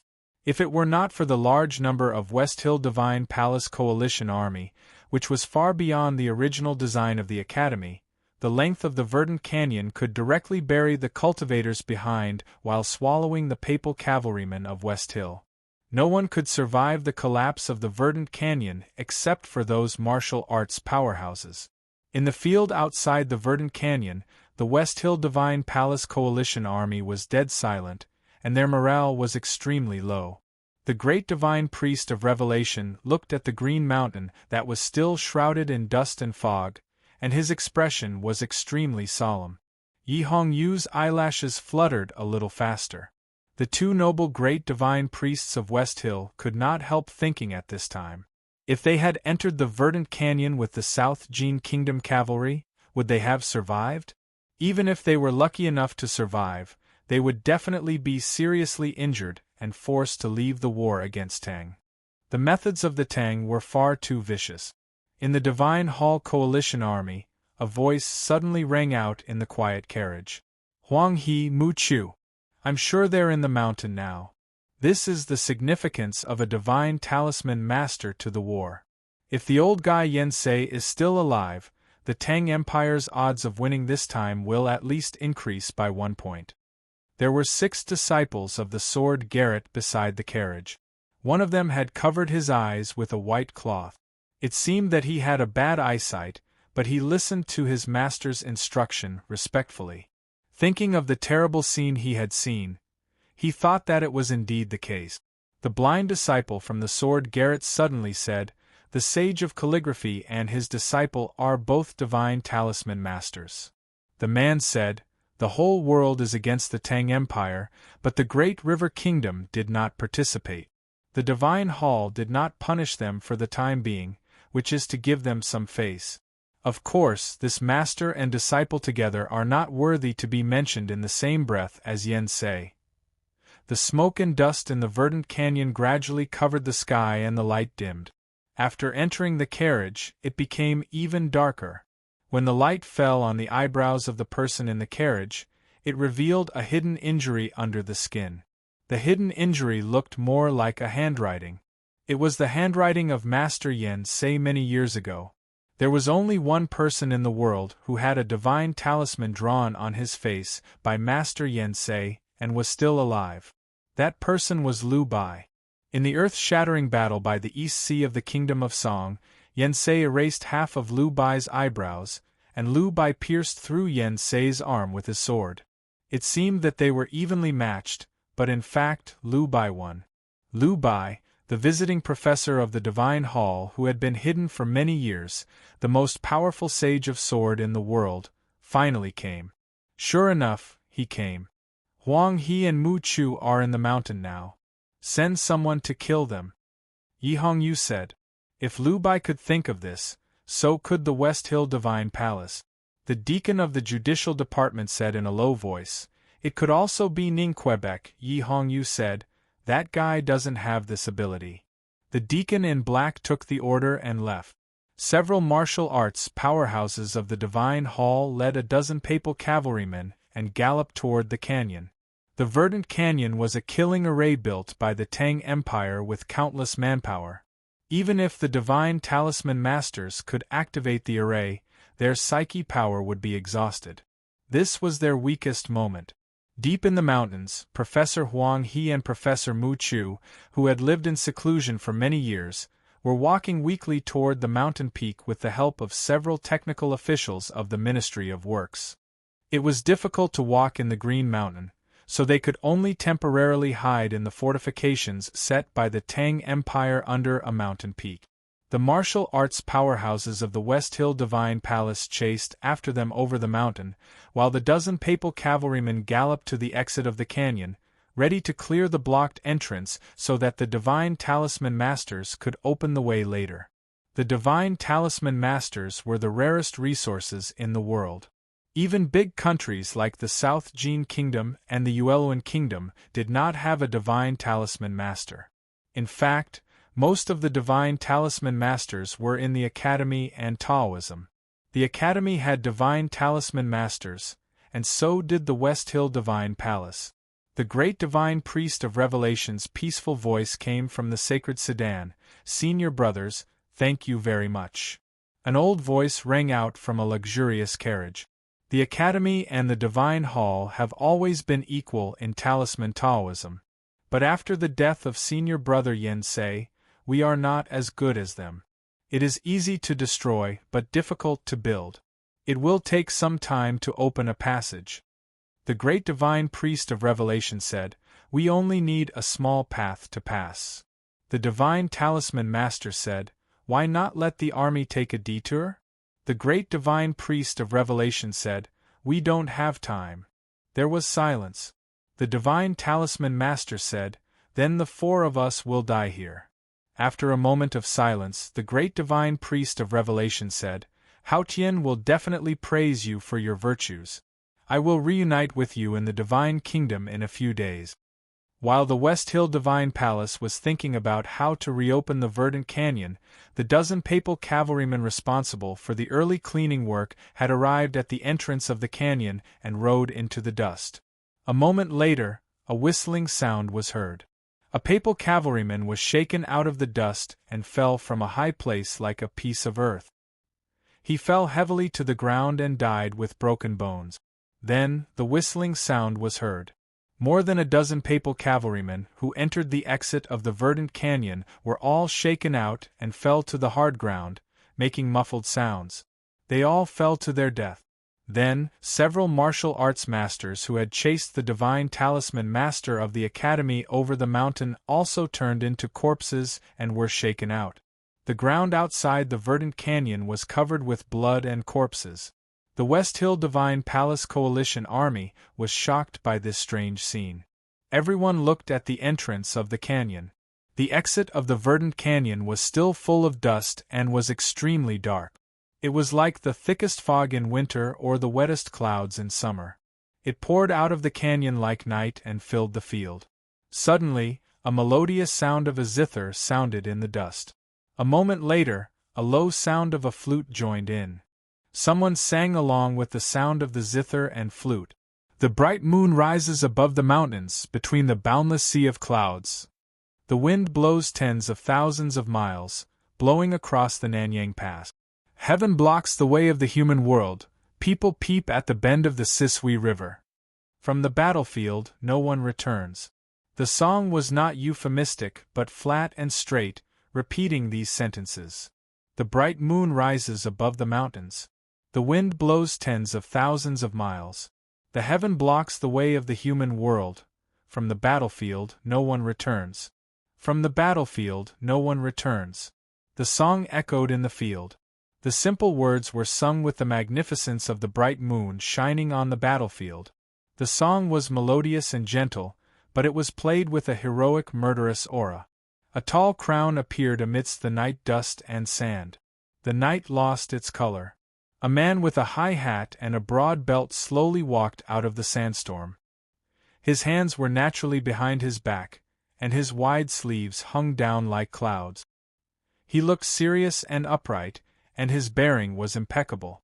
Every step he took was carefully taken, so the distance of each step was exactly the same.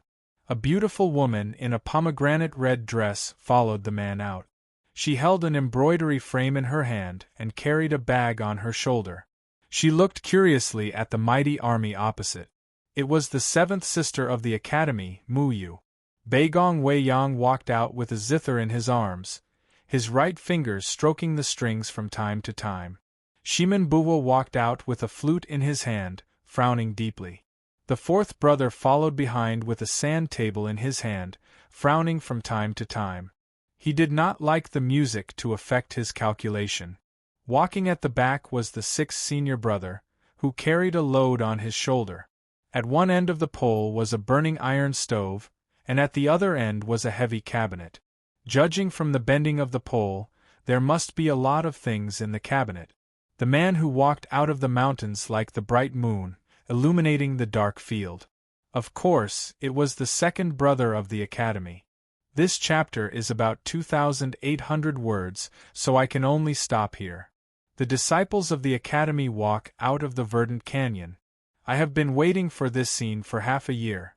I thought I could stimulate myself, but I really can't. I have to lie down for a while and write after I get up. It's the last 3 hours. I need the monthly vote. To be continued.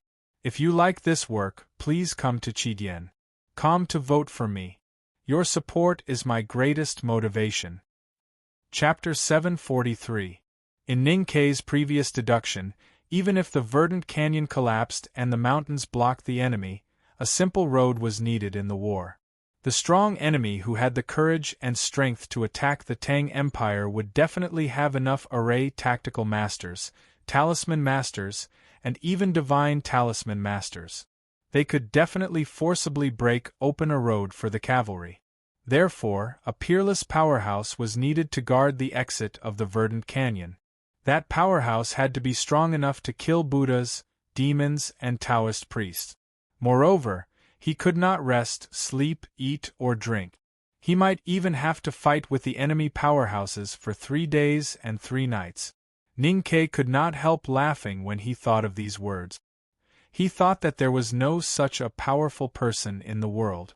Even if there was, how could such a powerful person be stupid enough to put himself in a situation where he would definitely die? Note 1. However, no one could have imagined that the world would always change so unexpectedly. 2 years passed and the third autumn came. The Tang Empire, which had once dominated the world, became a broken boat in the ocean. The verdant canyon became the place that the Tang Empire had to hold on to. Even Ning Kei was willing to be that stupid person. Second brother Jun Imo came to be that person. He brought the younger brothers and sisters from the back of the mountain of the academy. He frowned slightly and looked behind him. The sound of the zither and flute stopped abruptly. Where is Wang Qi? Baigong Weiyang and Shimen Buwa looked at each other and said confusedly, "He was here earlier." In the sandstorm, a person stumbled out. It was Wang Qi, who ranked 11th in the back of the mountain of the academy. He held a few blades of grass in his hand, a few fruits in his arms, and an unknown wildflower in his mouth. "Where have you been?" Seventh sister took the things in his arms and reprimanded him. "You knew that the most important thing was to show up." Note 2. Wang Qi was sweating and said, "Many of the herbs were buried, and some can only be found here. What if they are extinct?" The sandstorm gradually subsided. The autumn sun was blazing again, and there was no cloud in the blue sky. The field outside the verdant canyon was clear. The old voice of the great divine priest of revelation came from afar. "Even the headmaster of the academy can't go against heaven, let alone you disciples." The second brother said, "Master fights against heaven, so we, the disciples, fight against the human world. It's still unknown whether heaven can be defied. As for the outcome of the battle between us, we'll know soon." The great divine priest of revelation said, The army of the Divine Hall is here. How can you stop them? Second senior brother did not answer his question directly and only said one sentence. Tang attack. Yi Hongyu raised her eyebrows slightly and pointed a finger at a blade that pierced through the veil from the outside of the sacred sedan. With a crack, the blade shattered and scattered. One of the papal cavalrymen holding the blade was shocked to death. A deacon of the judicial department silently sneaked into the curtain from the back of the sacred chariot with a poisoned black dagger and stabbed it at her lower back. As long as the tip of the dagger could pierce a little of her skin, it would be enough. Yi Hongyu did not turn around, nor did she attack. A cold star suddenly appeared in the depths of her eyes. Her black hair flowed behind her like a waterfall and hit the face of the deacon in black. The great divine priest of Revelation also encountered several waves of assassination. Cheng Lixue, who was serving in the sacred chariot, was almost injured. However, these assassins could not succeed in front of the great divine priest and died one after another. Several papal cavalrymen of the Divine Hall took out their spears at the same time and stabbed into the carriage. However, before the spears could touch the walls of the carriage, they were killed by 5 flying swords.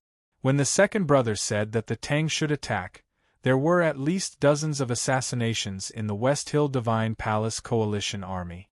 Hundreds of priests, deacons, and military officers of the Yen Kingdom attacked the most important people around them. A general of the Yen Kingdom died tragically under the blades of his trusted bodyguards. These were not the key points. These hundreds of Tangs who had been lurking in foreign countries for many years did not hesitate to reveal their identities and cause chaos in the coalition army just to cover the most important actions. Talisman masters were the weakest cultivators, and divine talisman masters were naturally even weaker. Professor Huang he had to go to the south for several months every year to recuperate, and Professor Mu Chen took medicine all year round. People like Master Yen Sei were really talented and could not be judged by common sense. On the battlefield, the Divine Talisman Master was the most feared figure. Therefore, the Divine Talisman Master became the target that the enemy wanted to assassinate the most. Correspondingly, the protection of the Divine Talisman Master was also the tightest. The West Hill Divine Palace Coalition army protected the 4 Divine Talisman Masters very closely. They were not far from the sacred chariot of the 2 great divine priests and were heavily protected. However, no matter how cautious they were, no one could have predicted this situation. Who had ever seen the scene of hundreds of assassins suddenly attacking at the same time on the battlefield? Who would have thought that the most loyal bodyguards would suddenly become the most ruthless assassins? This scene was very cold, very hard. It was even more spectacular than the charge of thousands of cavalry. A carriage was set on fire. A carriage was shot into a scarecrow. A carriage was pierced with countless holes by spears. The blood that flowed out was black. No one could have predicted this situation. Even Yi Hongyu had no time to react. 3 Divine Talisman Masters died in the fatal assassination of the Tangs. Only 1 Divine Talisman Master was saved by the most powerful sword in the world. The assassination, or more accurately, the rebellion in front of the battle, was soon quelled. The field was dyed red with blood. Most of the dead were rebels. Now it could be confirmed that they were all Tangs. Yi Hongyu's face was slightly cold. The great divine priest of Revelation had a very complicated expression. He looked at the people of the academy at the exit of the verdant canyon in the distance and said, "This is really an unexpected situation." Second brother looked calm. Even if hundreds of Tangs were killed in the enemy camp, he was still calm. He said, "For thousands of years, your Haotian Taoism has buried countless people in the Tang Empire. Naturally, the Tang Empire has also hidden countless people in the West Hill and other countries."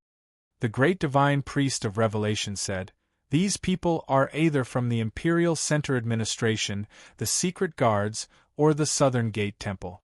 They don't know each other. How did you contact them in advance and set up this trap?" Second brother said, There is no need to contact them in advance or organize them. They know that they are Tangs and they have a plan. They know that today's battle is the key to the survival of the Tang Empire. I said the Tangs will do it. They will do it. They are like the verdant canyon, the accumulation of the Tang Empire for thousands of years. They exchanged 20,000 cavalrymen and 3 divine talisman masters. That's enough. Although they are all dead, they are worth it. It was a very calm sentence, but it was as hard, cold, and spectacular as the assassination that had just ended. Now the situation is simple. If you want to pass through the verdant canyon, you have to defeat me. Second brother said calmly and then opened his arms. Seventh sister walked behind him and untied his coat, revealing the clothes-fitting plain clothes.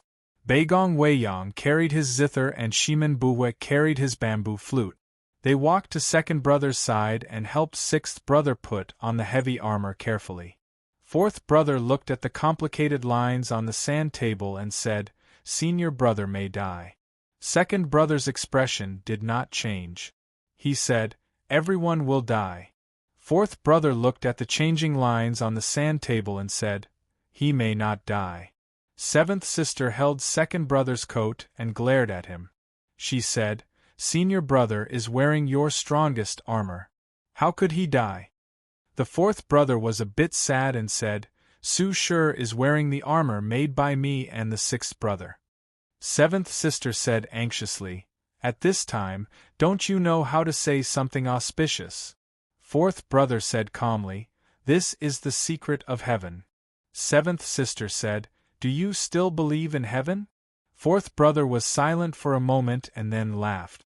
He reached out to brush off the lines on the sand table. Sixth brother tidied up the details of second brother's armor. Shimen Buwa looked at Baigong Weiyang and said, "Senior brother, I usually play the zither and you play the bamboo flute. Why is it the other way around today?" Baigong Weiyang said, "The zither is a sacred object. I am the senior brother, so of course I should play it." Shimen Buwa sighed and raised the bamboo flute to play. The sound of sobbing gradually rose. Seventh sister was really angry this time. "Who are you playing morning music for?" Shimen Buwa's expression suddenly changed and he quickly changed the tune. Baigong Weiyang sat on the ground and began to play the zither. The elegant music gradually rose. It was neutral and peaceful, with a magnificent mind and the bearing of the sea. In the sound of the zither and bamboo flute, second brother in armor walked forward with a heroic spirit. He held the iron sword in his hand and pointed to the hundreds of thousands of enemies in the south. "Come and fight." Note 1. These 2 paragraphs are copied from the chapter in the 3rd volume. Note 2. The appearance is the most important. This is what I wanted to say. I was so confused that I forgot an important role. Note 3. This is the last chapter for this year and for today. I wish everyone a happy new year in advance. I really can't write anymore. I've said countless truths in my life, and countless lies that seem like the truth. But none of them are as sincere and truthful as this one. Thank you everyone for your love over the years. If you can still sit still and not talk nonsense later, then there will be a separate chapter. It will run through to the end, from the beginning to the end of the year. The last 40 minutes will require a monthly vote. To be continued. If you like this work, you are welcome to vote for it and vote for it. Your support is my biggest motivation. Chapter 744. In May, I said that the monthly votes champion was the greatest honor in the online literature industry. I didn't get it back then, but everyone helped me get it. I said that I was satisfied, because at that time, I didn't even think about the annual votes champion. Everyone knows me, but I really didn't think about it, because I've always been more focused on living a happy life. Let's not talk about the specifics of this matter. In any case, everyone was kind and generous, and I really wanted to fight unbridledly when I was middle-aged, and grab the last tale of my youth. Thus, we joined this battle together, and walked all the way until now, until we obtained the final victory. This time, I can calmly and confidently say that we have won the greatest honor in the online literature industry. We are the Grand Slam, and we are worthy of pride. I will still shout that I'm tired, but I won't go into the specifics, because I'm too tired to type those words. I can only say that I'm really king tired. I've never been so tired in my life. But just like what second senior brother said, it's enough, it's worth it. The first day, there were nearly 10,000 votes. In the end, including Jiang Yi, all the books I wrote on Qidian were pushed to the top, and I was able to get the monthly votes prize. This isn't a problem with the prize money, this is something that has never happened before. This really shocked me, shocked many people. What else can I say? Other than thanking you, I'm amazed at your strength. You are too strong, second only to me. Does anyone want to slap me for saying that? Next, I'm going to write a very cliched thank you speech. Please read it carefully. I rarely do this in the past, but this time, I'm doing it. I suddenly understand the feelings of those celebrities who refuse to step down from the stage during award ceremonies. Thank you for subscribing to my original book. I've always insisted that subscribing is the calmest and most certain connection between you and me. Thank you for voting for the monthly vote. Thank you for subscribing to books everywhere in exchange for monthly vote. Thank you for switching accounts with other readers in exchange for more vote. Thank you for not subscribing to the original books yet, but for voting for the precious monthly vote. I rarely thank you because I'm too embarrassed to thank you. Thank you for writing many good book reviews. Thank you for helping me promote everywhere. Thank you for tolerating my laziness. Thank you for all of you. Thank you for my parents. Without them, there wouldn't be me. Without me, there wouldn't be Jiang Yi. Without Jiang Yi, there wouldn't be this monthly votes champion. Thank you for my in-laws. Thank you for my in-laws. Thank you for going online often to see how many votes there were. Thank you for cooking dumplings for me. Thank you for fixing the furniture himself. Thank you for cleaning the cat and dog toilet on the balcony. Why does it feel so official? Thank you to Haitang, thank you to Teacher Jiang, Teacher Bai, and Master Wang. Thank you to Lin Hai, Bing Dregs, Butterfly Blue, Xiao Ding, and Guanu who chatted with me in the group when I couldn't write anymore. Of course, the most important thing is spelling. Thank you to Xiao Hua, Sandbag, Feng Ling, and many others who always spelled until late at night with me. That's right. Even if we fought to the death for the last 3 days, Feng Ling and I still met each other late at night without saying anything. Thank you to all the girls who sent me photos when I couldn't write anything. Thank you to all the girls and men who wrote countless good book reviews in the book review section, Tieba and Weibo. Thank you to the editors of Team 2. Thank you to the editors of other groups.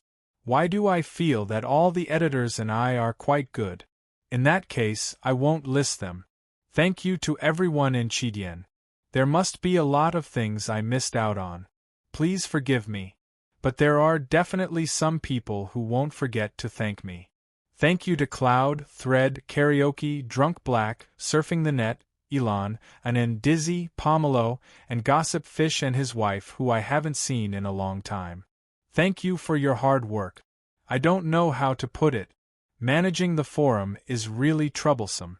There are so many trivial things. The management of the various QQ groups is also very troublesome. I've always been a hands-off manager. I don't care about anything, but I've troubled them. The rankings, the popularity of the book review section, these things I don't understand. It's really tough. Although sometimes I really want to fight with Cloud, I still thank him. If there's a chance, everyone, let's drink. I suddenly thought of something. Regarding Hikaitu, I actually knew a long time ago that he read my novel. He didn't see it through at me, but I accidentally saw it one day when I was browsing through his blog. It's just that I'm a slut, so I'm unreasonable. Just like when Prince Ma praised the Vermilion Bird story, I had to pretend to be calm. This is different from when other celebrities read my novel. This is because Prince Ma is the author I love. I really like to read the fragments of Keita's novels. This feels more like Zhang Liangying suddenly appearing in front of me and wanting to sing karaoke with me. Then, she looks at me with deep emotions and says that I sing really well, even though my breathing is a little weak. Oh right, I almost forgot to thank student Mojibai. I'm a person with a relatively bad memory. Although I've written countless notes, I can't understand the characters that are going to appear in the night. I have to thank him for making so many character lists. My mind is really not clear, and I'm talking all over the place. I'll take advantage of my last breath to say a few more things. Some readers said that I made him happy. Actually, you guys are the ones who made me happy. The happiness of being together is a harmonious society. If a CCTV reporter were to ask me, "Are you happy?" how do you think I would answer her? I would do the same as the words I wrote just now, without any glib tone, no coloratura soprano, and little fun simultaneous words. I would tell her very seriously that I'm very happy. Why did I write about her? What problem did this expose in my subconscious? Is there anything that I'm not happy about? On the day of the 14th chapter, there were actually readers urging me to update. I'm really. Later, I suddenly realized that this meant that my writing was not bad, and it attracted readers to read it. So, also, this month, I was also said that I'm not good at writing, I'm really. A friend named CC, leaning on the railing, told me that if people don't know about it, aren't you a gentleman? I thought about it and felt that it was right. I'm grateful, but it's hard to do it sincerely. My personal cultivation still needs to be improved. As for the details of the battle in the academy yesterday, a friend on Weibo summarized it very well. From hungry, thirsty, stay up all night dash. Ning Kei's cultivation is not good enough, and his arrow missed. Elder Su Shi's cultivation is not good enough, and his sword missed. Third brother roared, "Bears come and go. Come and fight with Grandpa." Bears was ashamed and angry. He leaped up and punched Julien's knee heavily. He cried, "Since I was born, why did I give birth to a bear?" Bears looked up to the sky and roared, "Haotian, please give me strength." Third brother sneered, "I'll destroy you on behalf of the moon." These days, I'm really happy with these plots, or else I wouldn't have written so much. It's all hard, all good. Where did I write? Forget it, I won't write anymore. Anyway, thank you. As everyone can guess, I'm going to lie down for a few days. 3 days, let me lie down for 3 days. Then I'll continue to write. I said that I'll write for the rest of my life. Because I'm afraid of being forgotten. I think, the last few days of 2012, it's probably hard for me, or you, to forget. This is really good. Goodbye. Happy New Year. I wish you happiness. To be continued. If you like this work, please come to Chidien.com to vote for it. Your support is my biggest motivation. To be continued. If you like this work, please come to Chidien.com to vote for it. Your support is my biggest motivation. Chapter 745. Come and fight. Only these 2 words echoed in the field outside the verdant canyon. It spread to the green mountains, the paddy fields, and everyone in the West Hill Divine Palace Coalition Army. There was silence in the Coalition Army. Bai Haixin raised his eyebrows and looked at the people at the entrance of the canyon. His eyes grew colder and colder. He said, "Since you want to fight, then let's fight. Get the papal cavalrymen ready to charge." The academy was famous, but this veteran of the Yen kingdom did not feel any pressure. That was because countless wars in human history had proven that even the strongest cultivator would die when facing the charge of the heavy cavalry and the sky full of arrows. Even a grand cultivator who had entered the knowing destiny state would have no power in front of the army. Unless he entered the limitless state, he would be able to ignore the arrows. Everyone knew that the second brother of the academy was very powerful, but no one knew exactly how powerful he was. In the battle at the Lank Temple in the autumn of last year, Yi Su, the world wayfarer of Haotian Taoism, and Qin Yen, the world wayfarer of Buddhism, attacked him one after another.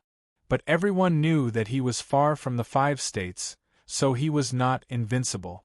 It was absurd and ridiculous to think that he could stop the march of the vast army. The horses neighed and hoofbeats sounded. 400 heavy cavalrymen of the West Hill Divine Palace charged toward the verdant canyon. These powerful cavalrymen and their mounts were all wearing strong and heavy armors. Every time the horses' hooves touched the ground, a deep pit would be formed. Countless pieces of soil were trampled and then lifted up, causing smoke and dust. The entire field began to shake. The friction and collision of the armors of the Divine Hall's heavy cavalry became a terrifying tsunami. The armored heavy cavalry was the most powerful way to deal with cultivators on the battlefield. The armors of these papal cavalrymen were all engraved with talisman lines by talisman masters. It was difficult for the cultivators' flying swords or other natal items to break the armor, so it was even more difficult to hurt the cavalrymen. Once the heavy cavalry with terrifying power and speed came into contact with the relatively weak bodies of the cultivators, they could smash the cultivators to death in an instant.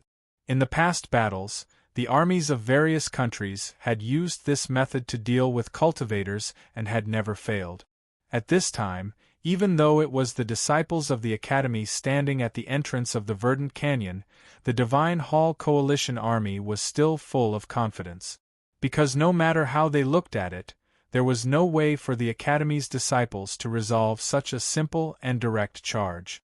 No matter how strong Jun Mo was, he was still just a human. In the sacred sedan, Yi Hongyu looked at the verdant canyon in the distance. She was extremely calm, but deep in her eyes, there was a hint of thought and confusion. She thought differently from the others in the coalition army.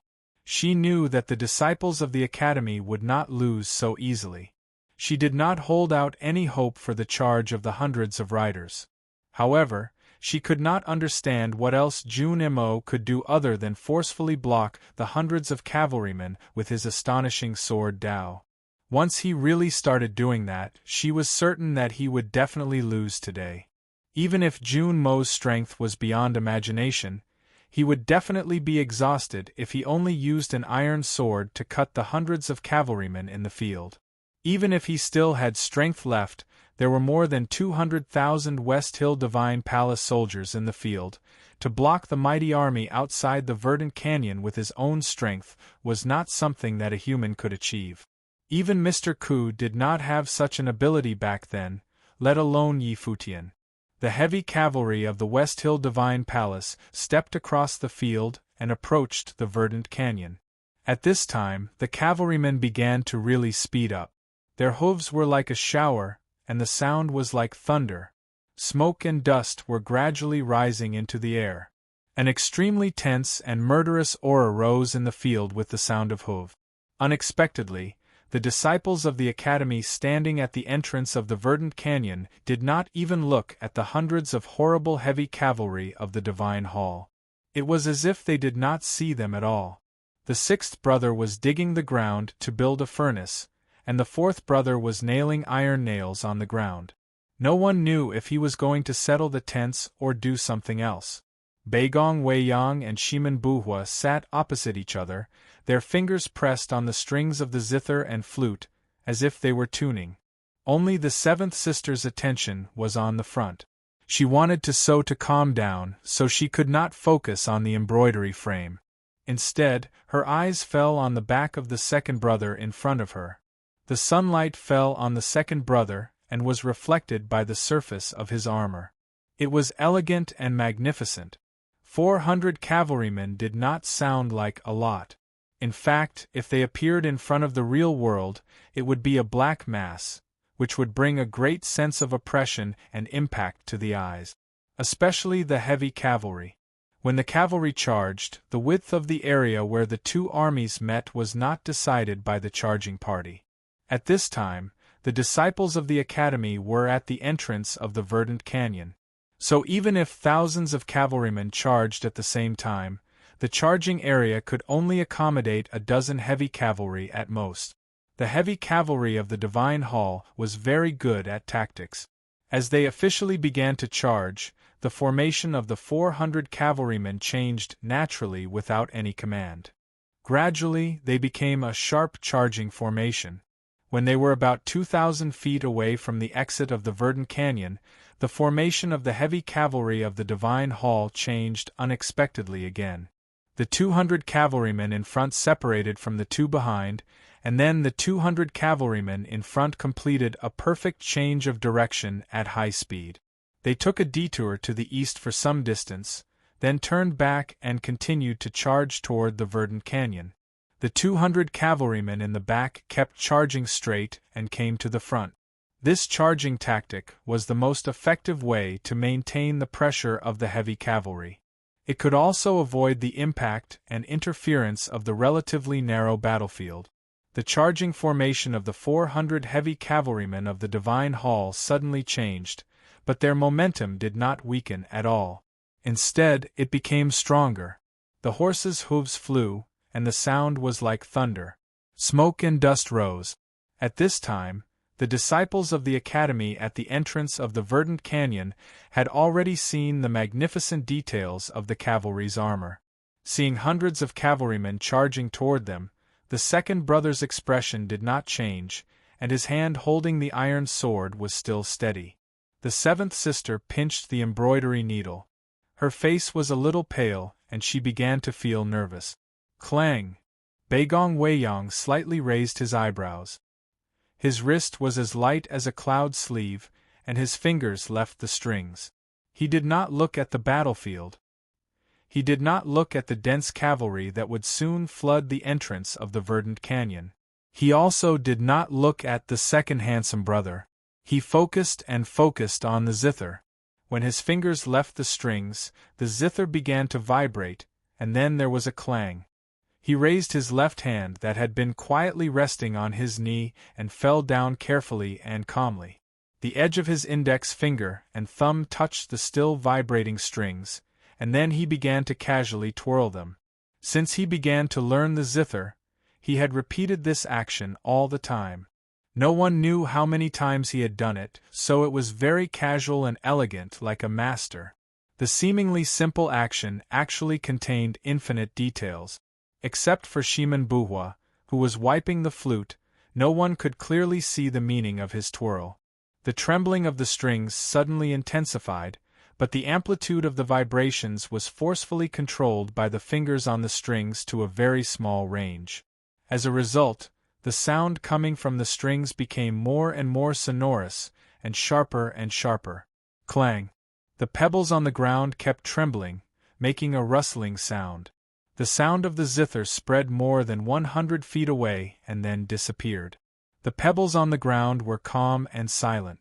Thus, a circle with a radius of more than 100 feet was formed, with the zither as the center. Shimen Buhua's hearing was the most sensitive. His face instantly turned pale, and he painfully covered his ears. Wang Qi frowned with some discomfort.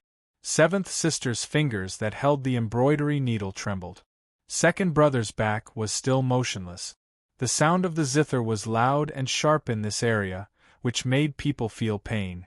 When the sound of the zither left this area, it became silent, which made people feel confused. Silence did not mean that there was no sound. Not hearing it did not mean that there was no sound. There were many sounds in nature that human beings could not hear, but other creatures could. Such as horses. The heavy cavalry charging at the front suddenly disappeared from people's sight. A dull crash sounded and smoke and dust rose. For some reason, the heavy cavalry's mount suddenly lost its strength in its front limbs. In a high-speed charge, this situation was equivalent to suicide. Then, another heavy cavalry disappeared. As the horse under him fell heavily to the ground, more heavy cavalrymen of the Divine Hall fell to the ground one after another. With these scenes, the aggressive charge turned into an extremely tragic crash. Dozens of horses at the front neighed miserably and fell to the ground, with broken limbs and broken bones, and blood splashing everywhere. In just a moment, the field more than 100 feet away from the verdant canyon was piled up into a small mountain of flesh and armor by the charging heavy cavalry. One could imagine how terrible the situation was. In the divine chariot in the south, The great divine priest of revelation opened his eyes and looked at the verdant canyon. In his wise and experienced eyes, there was vigilance and emotion.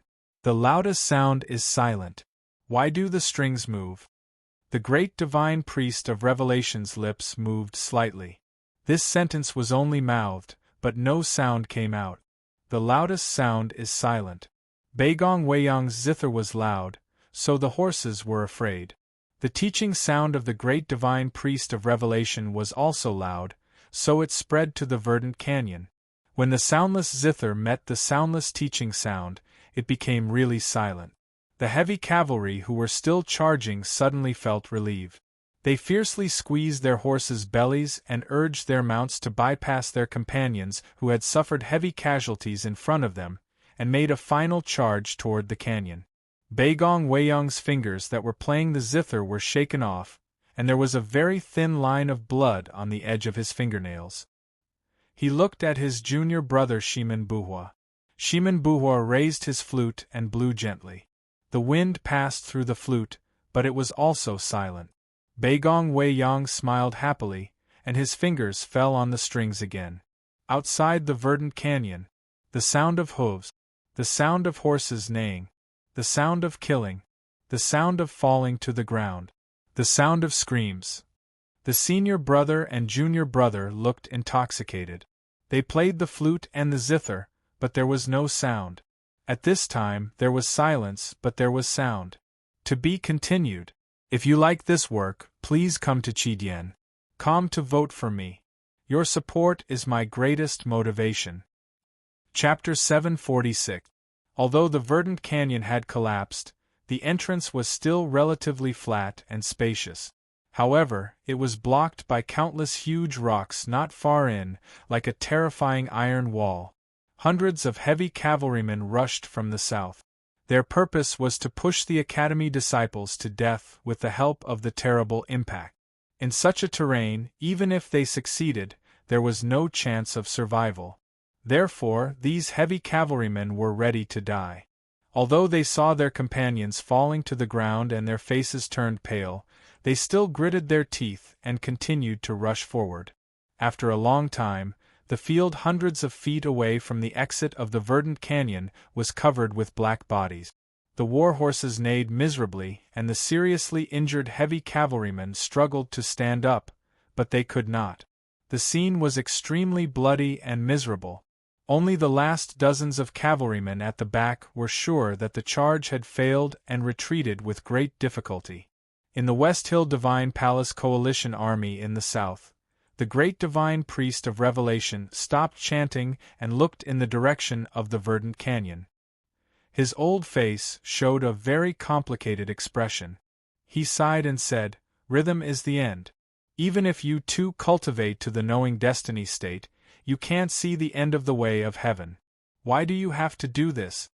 The great divine priest of revelation's voice sounded at the exit of the verdant canyon. Baigong Weiyang understood the meaning of this sentence. He looked to the south and said, "All the methods in the world are Tao. Cultivating rhythm is cultivating the way of heaven. However, rhythm is not used for fighting, but for understanding. What's the difference between a knowing destiny state cultivator and an ordinary person? I thought the great divine priest was an elegant person, but you don't even understand this."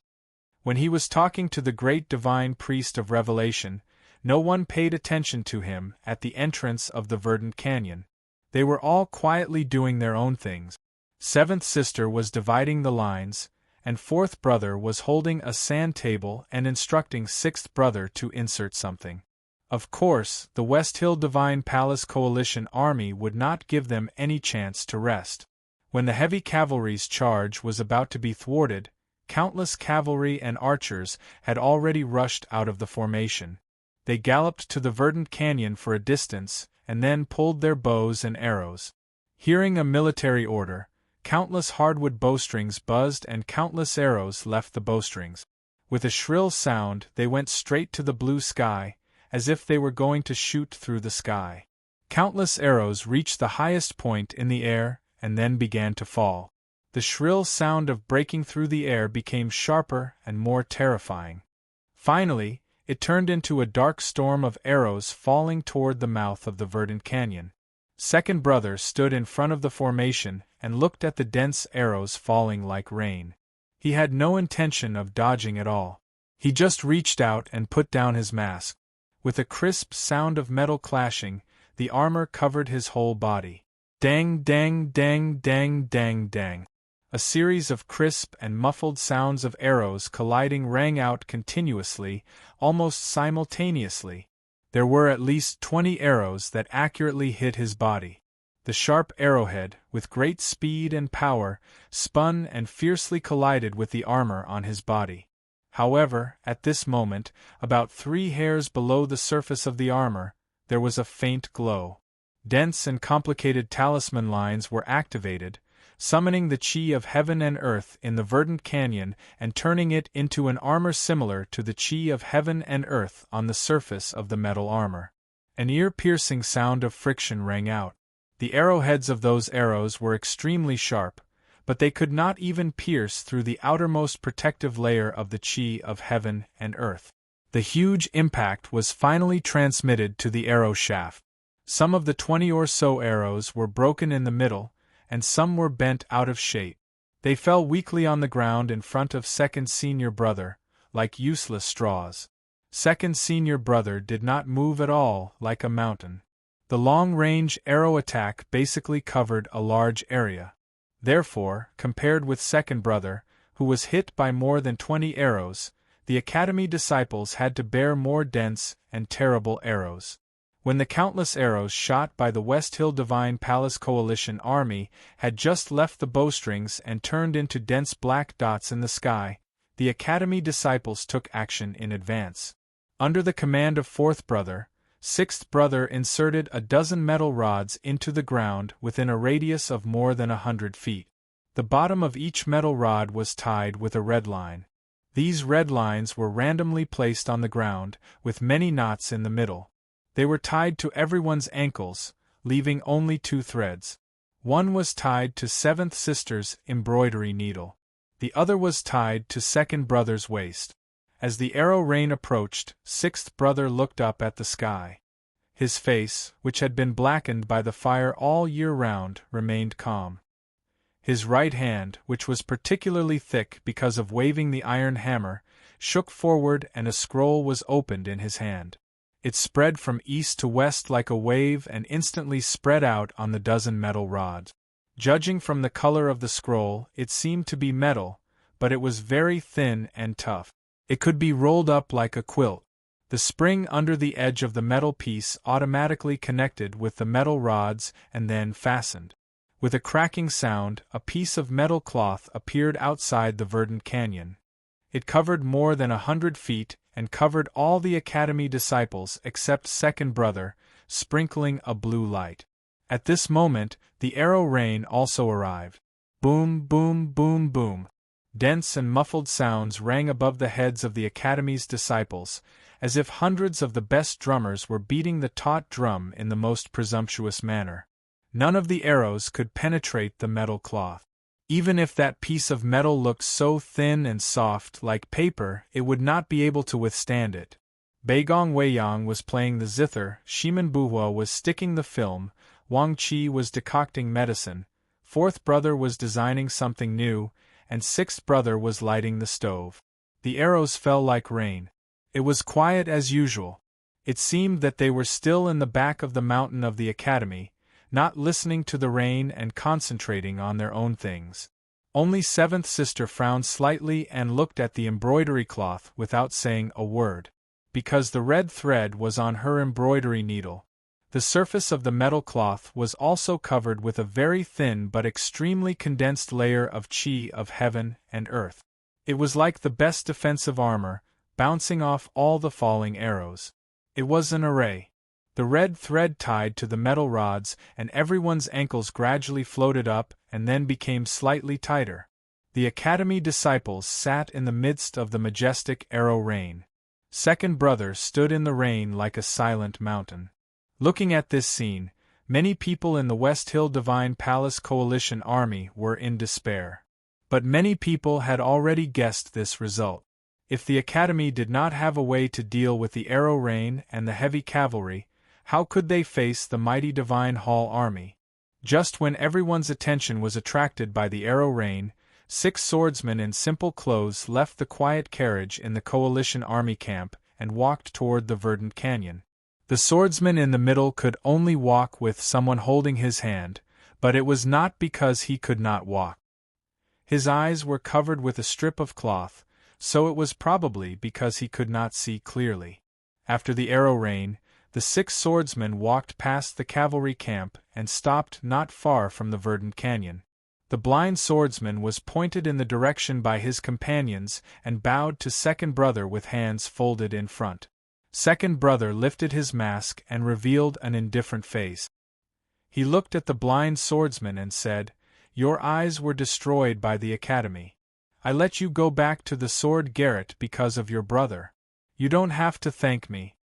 The blind swordsman was Lu Yiqing, the master of the sword garret of South Jin Kingdom, who Ning Ke had blinded his eyes after he broke through the back cliff. He was also the younger brother of the sage of sword, Lu Bai. After being sent back to the sword garret, this once proud and arrogant master of sword Taoism thought about the fiasco at the side door of the academy. His temperament had greatly improved after he was sent back to the sword garret. Not only did he not stop cultivating, but he successfully entered the knowing destiny state last spring. Lu Yiqing could not see, but he could hear second brother's voice to confirm his position. He said calmly, "I thank you not for the past, but for giving us a chance to fight." His words were very sincere because it was the truth. The ability and range of a cultivator to control a flying sword was proportional to his cultivation state. Although the 6 second-generation disciples of the sword garret were powerful, they could not be compared with second brother. Earlier, when they were walking toward the verdant canyon, second brother could have killed them with his iron sword, and they would not have had a chance to fight back. "I'm just curious why Mr. Lu Bai let you fight." Second brother looked at the quiet carriage in the coalition army camp and said slowly. Lu Yiqing said, "My brother felt honored that the headmaster borrowed the sword of the sword garret in spring, but he also felt a little regretful. From then on, no one could use the sword of the human world. After thinking hard, he asked the 6 of us to practice a sword array in memory of our predecessors. This time, I would like to ask Mr. Second to evaluate it." Hearing this, second brother's eyes lit up and he said, "Okay." Lu Yiqing said, "Thank you." Then, Lu Yiqing and the other 5 disciples unsheathed their swords. The disciples of the sword garret learned from Lu Bai's great river swordsmanship and paid particular attention to the space in front of them. Therefore, they were different from any other swordsmanship sects in the world. They were not famous for their flying swords, but for walking with swords. In the past, Jun Mo admired Lu Bai's swordsmanship the most. Therefore, he was not surprised to see these disciples unsheathing their swords. Unexpectedly, after Lu Yiqing and the other 5 disciples unsheathed their swords, they did not move forward. They pinched the sword formula with their hands. In the clear sound, 6 cold swords broke through the air in front of the verdant canyon and turned into countless shadows. In an instant, they condensed into a sword and pierced out. In spring, the headmaster reached out to the south and borrowed the sword in the ancient pond of the sword garret from thousands of miles away. He killed the divine general of the Haotian divine kingdom and cut off the head of the giant golden dragon. After that, that sword was no longer an ordinary sword, but a real sword of the human world. Even Lu Bai could not use that sword anymore. Lu Bai thought hard for countless days and finally confirmed that since there was no headmaster, no one could use the sword of the human world alone. Therefore, he chose another path. He gathered 6 of the most outstanding disciples of the sword garret and practiced a sword array. They gathered the strength of several people to perform one sword. Lu Bai was very clear that even if all the disciples of the sword garret gathered their strength, they would not be able to perform the sword of the headmaster. But he did not want much. As long as he could have the shape of the sword and the sword essence, it would be enough. 1/1000th of the sword of the human world was enough to sweep the world. This was the sword outside the verdant canyon. Looking at the sword that broke through the air, the second brother praised, "Good sword."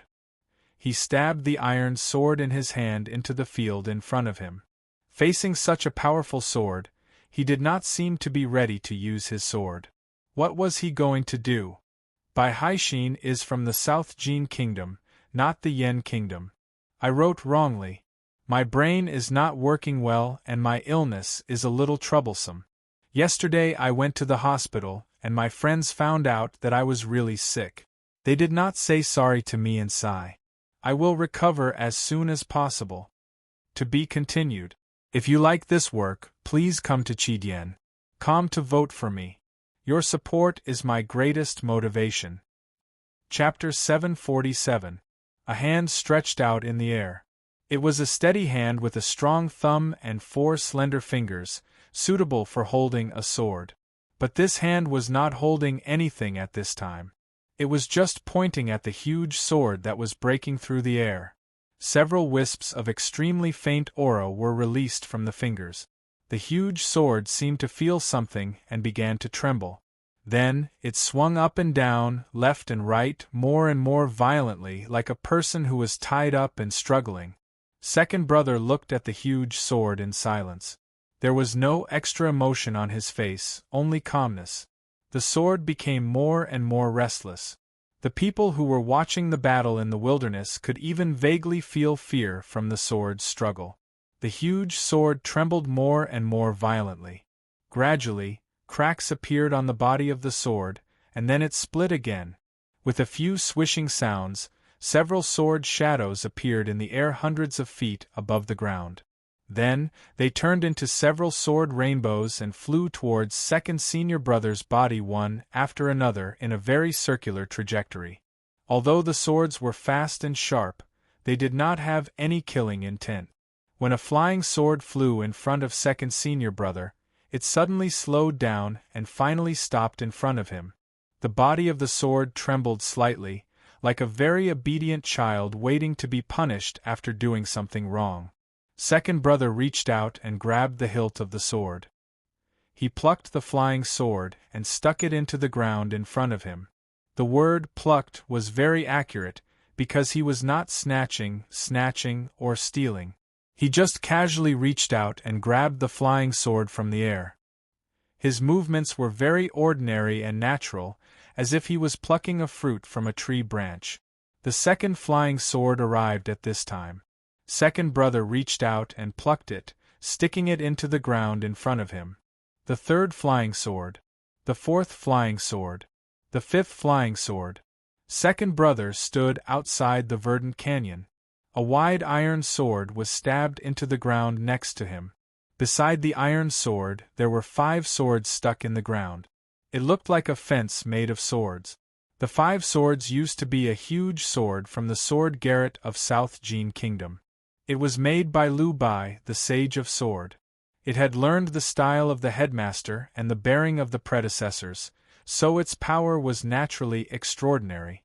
However, after encountering second senior brother, the sword could only crack open again and obediently let itself be plucked off. Then it was made into a fence.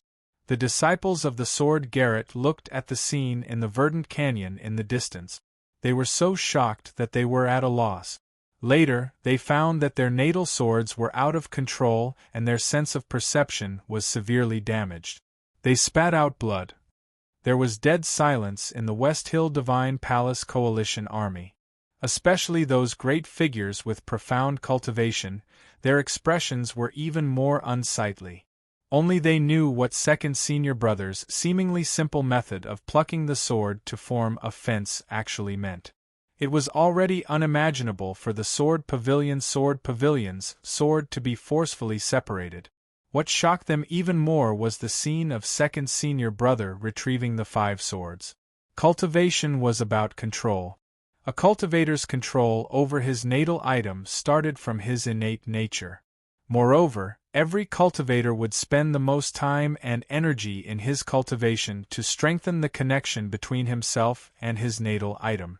Therefore, this kind of control was the strongest kind of relationship in the cultivation world.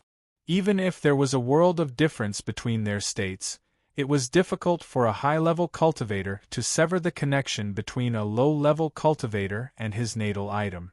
Even if some truly powerful grand cultivators could use powerful means to do so, no one had ever heard of anyone who could so easily make someone else's natal item his own.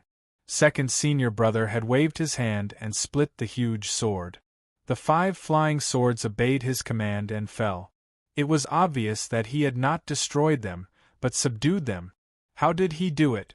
In the sacred sedan, Yi Hongyu's expression became a little strange. Her beautiful cheeks flushed unnaturally and the stars in her eyes grew brighter. She looked excited and alert. There is actually someone in the world who can see through the slightest changes in the qi of heaven and earth. Turns out that before Ning Ke and I, there was already someone with the gift of fighting heart in this world. Facing the powerful sword of the Sword Garret of South Jin Kingdom, second senior brother did not choose to use his sword. He chose to attack. He used one hand. One hand was enough. However, the battle at the Verdant Canyon did not end there. The huge sword of the Sword Garret of South Jin Kingdom had combined 6 swords into one. At this moment, 5 swords were stuck in the ground in front of second senior brother, and 1 sword was missing. Lu Yiqing sat cross-legged in the wilderness and whistled. Blood seeped out of the white cloth that covered his eyes. Psyche power shot out. An ethereal sword shadow appeared in the blue sky and disappeared instantly. When it reappeared, it had already passed through second senior brother's position and reached the metal canopy in front of the Verdant Canyon. The Sword Firmament Pavilion didn't think that they could defeat their second senior brother with this sword. From the beginning, their goal was to use this sword to hide the last sword shadow. After Lu Yiqing's eyes were blinded by Ning Ke, his heart of sword became extremely pure and steady. Being unable to see made him extremely sensitive to the qi of heaven and earth. Now, his sword was as strange as a ghost. That strange sword shadow was aimed at Beigong Weiyang. The charge of the cavalrymen of Divine Hall had already proved that Beigong Weiyang was the key figure in this battle. Lu Yiqing's target had always been him and the zither on his knees. Sensing that success was right in front of him, and that his natal sword was about to touch the taut strings, Lu Yiqing could not suppress his excitement and his whistling became sharper. His eyes were injured by Ning Ke at the side gate of the academy, but he did not hate the academy because it was a fair fight. He just wanted to defeat the academy, even if only once, no matter who it was. The next moment, Lu Yiqing's whistling suddenly stopped. His face revealed a very complicated expression, because he felt that his life-bond sword had touched many strands like strings. But they were not zither strings, because there were too many of them. So many of them were like a net waiting for him to throw himself into. Beigong Weiyang's attention was always on the zither strings. He did not care about what was happening on the battlefield because second brother was always standing there like a mountain, so he thought he was definitely safe. Therefore, when Lu Yiqing's indescribable sword shadow suddenly disappeared from the blue sky, flashed inside the metal canopy, appeared in front of him, and was about to stab into his chest, he was startled. As the great divine priest of revelation had said, he and Shimen Buhua cultivated with rhythm. Even if they reached the knowing destiny state, they still could not fight. So he had no way to deal with this flying sword. At this moment, Beigong Weiyang thought he was really going to die. But then he remembered that there were many people around him, so he knew he would not die. He was indeed not dead. Seventh Sister Mu Yu raised her wrist slightly, and the embroidery needle between her fingers went through the embroidery cloth. The red thread on the embroidery needle had been hanging on the ground, tied to everyone's ankles and the metal rods. As she moved, the messy red thread also moved. As the red thread moved, there were countless fine and tough auras coming out of the canopy. The strange sword Shadow was bound by countless auras, and suddenly became like an insect in a spider's web or a beast in a swamp. No matter how hard it struggled, it could not move an inch. Lu Yiqing, who was sitting cross-legged in the field in the distance, knew the situation he was facing better than anyone else because of the connection of his natal sword. He tried to call back his natal sword without hesitation. The strange sword Shadow, because of the sudden stillness, finally showed its body. It was a very dim and thin flying sword, ready to retreat quietly. Fourth brother was drawing something on the sand table with his head down. Feeling the flying sword's intention to leave, he raised his head and flicked his fingers. A yellowish fu paper flew up, fell on the sword, and wrapped it up. Lu Yiqing's strange sword was extremely sharp. At this time, under the control of his psyche power, it was forced to retreat. With a sizzling sound, a crack appeared on the yellowish fu paper, and the talisman intent was not fully released. But the two were locked in a stalemate, and there was always a period of temporary stillness. At this time, an iron clamp reached out from the air. The iron clamp opened and closed, clamping the flying sword, and placed it on the burning stove. The blue-hot flame instantly burned the fu paper wrapped around the sword. A heavy iron hammer was raised high and then smashed down. There was a crisp bang. The dim and thin but extremely tough strange sword was smashed and jumped up, as if it could not bear the pain. Sixth senior brother was forging iron. This was sixth brother forging swords. This was an action he had repeated all his life. Even the most hard-working swordsman in the world could not be more skillful and natural than him. So the strange sword had no chance to refuse. It was smashed into scrap metal. There was a puff. Lu Yiqing's face was pale, and his chest was covered with blood. His body swayed and he almost fell. At this time, he finally understood why his strange sword could hide from second brother's eyes. It was because these academy disciples did not care about his strange sword at all. This strange sword of yours is not bad. You are also good to be able to enter the knowing destiny state in such a short time. But what is really good is the big sword from before. Second brother said, Lu Bai's idea is good. The teacher's sword of the world can sweep the world with just a wisp of sword style. Unfortunately, your cultivation states are a little weak. If there were 6 swordsmen in the knowing destiny state, it would be much more difficult for me to deal with them. Lu Yiqing stood up with the help of his fellow disciples. He wiped the blood off his lips and listened to the direction of the voice. He bowed sincerely and said, Thank you for your advice, Mr. Second. Go back and tell Lu Bai that since we have to fight in the end, we might as well fight now. Why should we let you guys die? Now that I am in my peak state, I can fight to my heart's content. Second brother looked to somewhere in the south and said expressionlessly, In the West Hill Divine Palace Coalition Army Camp in the south. The quiet horse carriage was still very quiet. After a while, a somewhat lonely voice came from the carriage. The more you fight, the stronger you become. Since you want to fight to your heart's content, I naturally have to wait for you to fight. Otherwise, wouldn't it be a waste of the battle between us? Better, I will write 2 chapters tomorrow.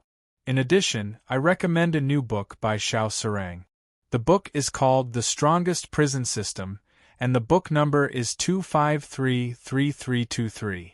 Please support it. To be continued. If you like this work, please come to Qidien.com to vote for me. Your support is my greatest motivation. Chapter 748. Countless arrows lay on the metal tarp, forming a thick layer that looked like dark dry straws. It covered the metal tarp and made it look like a thatched hut. The cool autumn wind blew on the edge of the thin metal tarp, making a rustling sound, as if it was flipping the paper in a mansion's boudoir, and no one knew when the paper would be torn. The disciples of the academy did not worry that the tarp above their heads would be torn by the autumn wind. They believed in the 6th brother's talent in material science, so they did their own things quietly. Lu Yiqing's sword had become a thin, black, and edgeless iron rod on the stove. The 6th brother was still holding the iron hammer and hammering on it. No one knew what he wanted to refine the sword into. Baigong Weiyang tuned the strings and carefully wrapped a layer of soft cotton cloth around his fingers. The film that Shimen Buhua had applied had also dried and formed a protective layer on his fingertip. He pressed on the holes one by one to test the feel of the flute. The fourth brother frowned and stared at the automatically changing lines on the sand table. His calm eyes flashed with a wisp of divine sense. No one knew what he was calculating at the moment, whether it was the life and death of everyone or the end of the battle. Only the seventh sister's mood was a little strange. She was the only woman at the exit of the verdant canyon. She held the embroidery frame, held the embroidery needle, and looked down at the mandarin ducks on the embroidery cloth. In fact, she had been looking at the distant field out of the corner of her eyes. The second brother stood there like a green mountain. There was a worried look on her face. She was not worried about the current situation or the safety of her fellow disciples under the canopy, but about second brother's safety. Earlier, when Lu Yiqing's sly sword was trapped by the formation, she was the only one who noticed that a faint white turbulence had appeared on the surface of second brother's armor. That was the result of the contact between the sword intent and the talisman intent. The tarp at the exit of the verdant canyon was an array. It was designed by the fourth brother and her, and then arranged by her and the sixth brother. It showed the highest level of the three of them in the academy. This seemingly inconspicuous tarp array could block the autumn rain, the scorching sun, and could not be broken by the autumn wind. Most importantly, this canopy formation could protect everyone under the canopy formation, and it could transfer all the attacks that the canopy formation couldn't withstand to the disciples under the canopy to second senior brother. When the verdant canyon collapsed, the Tang Empire's thousand-year assassins suddenly attacked and killed 3 divine talisman masters of the West Hill Divine Palace. Second brother once said that if the Divine Hall Coalition army wanted to cross the verdant canyon, they had to defeat him. It was not that he did not respect his fellow disciples of the academy, but it was the truth. Second brother would take all the attacks from the West Hill Divine Palace on behalf of his younger brothers and sisters. Therefore, before he fell, the disciples of the academy would definitely be able to defend the verdant canyon. However, this also meant that he had to bear more. The sword Garrett of South Jin Kingdom had attacked. Although no one had expected that the second-generation disciples of the sword Garrett would be able to defeat the people from the college, it was still shocking that they had ended up in such a pathetic state. There was dead silence in the West Hill Divine Palace Coalition army. They are only in the see-through state. We all know that the disciples of the academy are only in the see-through state. How could they set up such an amazing array? A highly accomplished array tactical master from the West Hill Divine Palace looked at the simple canopy formation at the exit of the verdant canyon and could not help but reveal an expression of admiration. The voice of the array tactical master came into the divine chariot. Yi Hongyu frowned slightly, and the color of the gown of judgment became darker and darker. She had lived in Chang, and for a period of time, and had many dealings with the academy. However, it was not until this moment that she realized that the academy's potential was actually higher than everyone had imagined. In the decades between Ku Haoran and Ning Ke, the 2 generations of the academy who had entered the human realm, the academy had always been very low-key. Even in the cultivation world, not many people knew who was in the back of the mountain of the academy. The West Hill Divine Palace and the Sword Garrett of South Jin Kingdom naturally knew more, but their attention had always been on Mr. First, Mr. Second, and Chen Pippi and Ning Ke, who had entered the academy last. That was because the back of the mountain of the academy had confirmed that only these 4 people had entered the knowing destiny state. The others had been in the see-through state for many years. Today's encounter at the entrance of the verdant canyon had confirmed this speculation. The disciples of the back of the mountain of the academy were indeed in the see-through state. If they were placed in the cultivation world, they would be considered masters.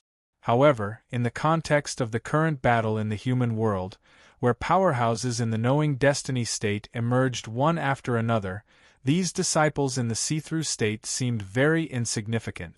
Even if these disciples of the back of the mountain of the academy were the most talented in certain fields in the past, who would remember their names after so many years? Furthermore, how could geniuses help cultivation? Therefore, no one cared about them. The eyes of the West Hill Divine Palace had been fixed on second brother, who had walked into the wilderness like the bright moon rising from the mountains.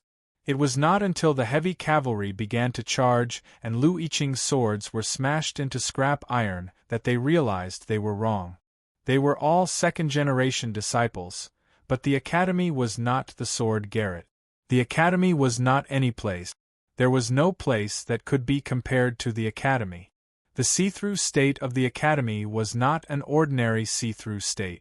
The disciples of the back of the mountain of the academy could fend off thousands of troops with just a zither and a flute. What shocked the bigwigs in the coalition even more was that each disciple of the back of the mountain of the academy had his or her own field of expertise. These people combined could produce incredible results. This was education without discrimination. Therefore, the academy would accept people from the devil's doctrine and geniuses from Haotian Taoism. That was why there were people like Ku Haoran and Ning Ke in the academy. This was teaching in accordance with their aptitude. Therefore, no matter if they played chess or chewed flowers, they would find their own world after learning in the academy. Could it be that the headmaster of the academy had already thought of the current situation when he accepted disciples many years ago? Yi Hongyu thought silently. Her admiration for the headmaster of the academy grew stronger. We can't be blocked outside the verdant canyon. The great divine priest of revelation looked up at the cloudless blue sky through the top curtain of the sacred sedan. He said, "The battle between Haotian and the headmaster of the academy is unknown. Therefore, the outcome of the battle in the human world is particularly important, and Chang'an is the key to this battle in the human world." Cheng Lixue knelt beside him and served him a cup of tea. The great divine priest of revelation took a sip of tea to moisten his dry throat.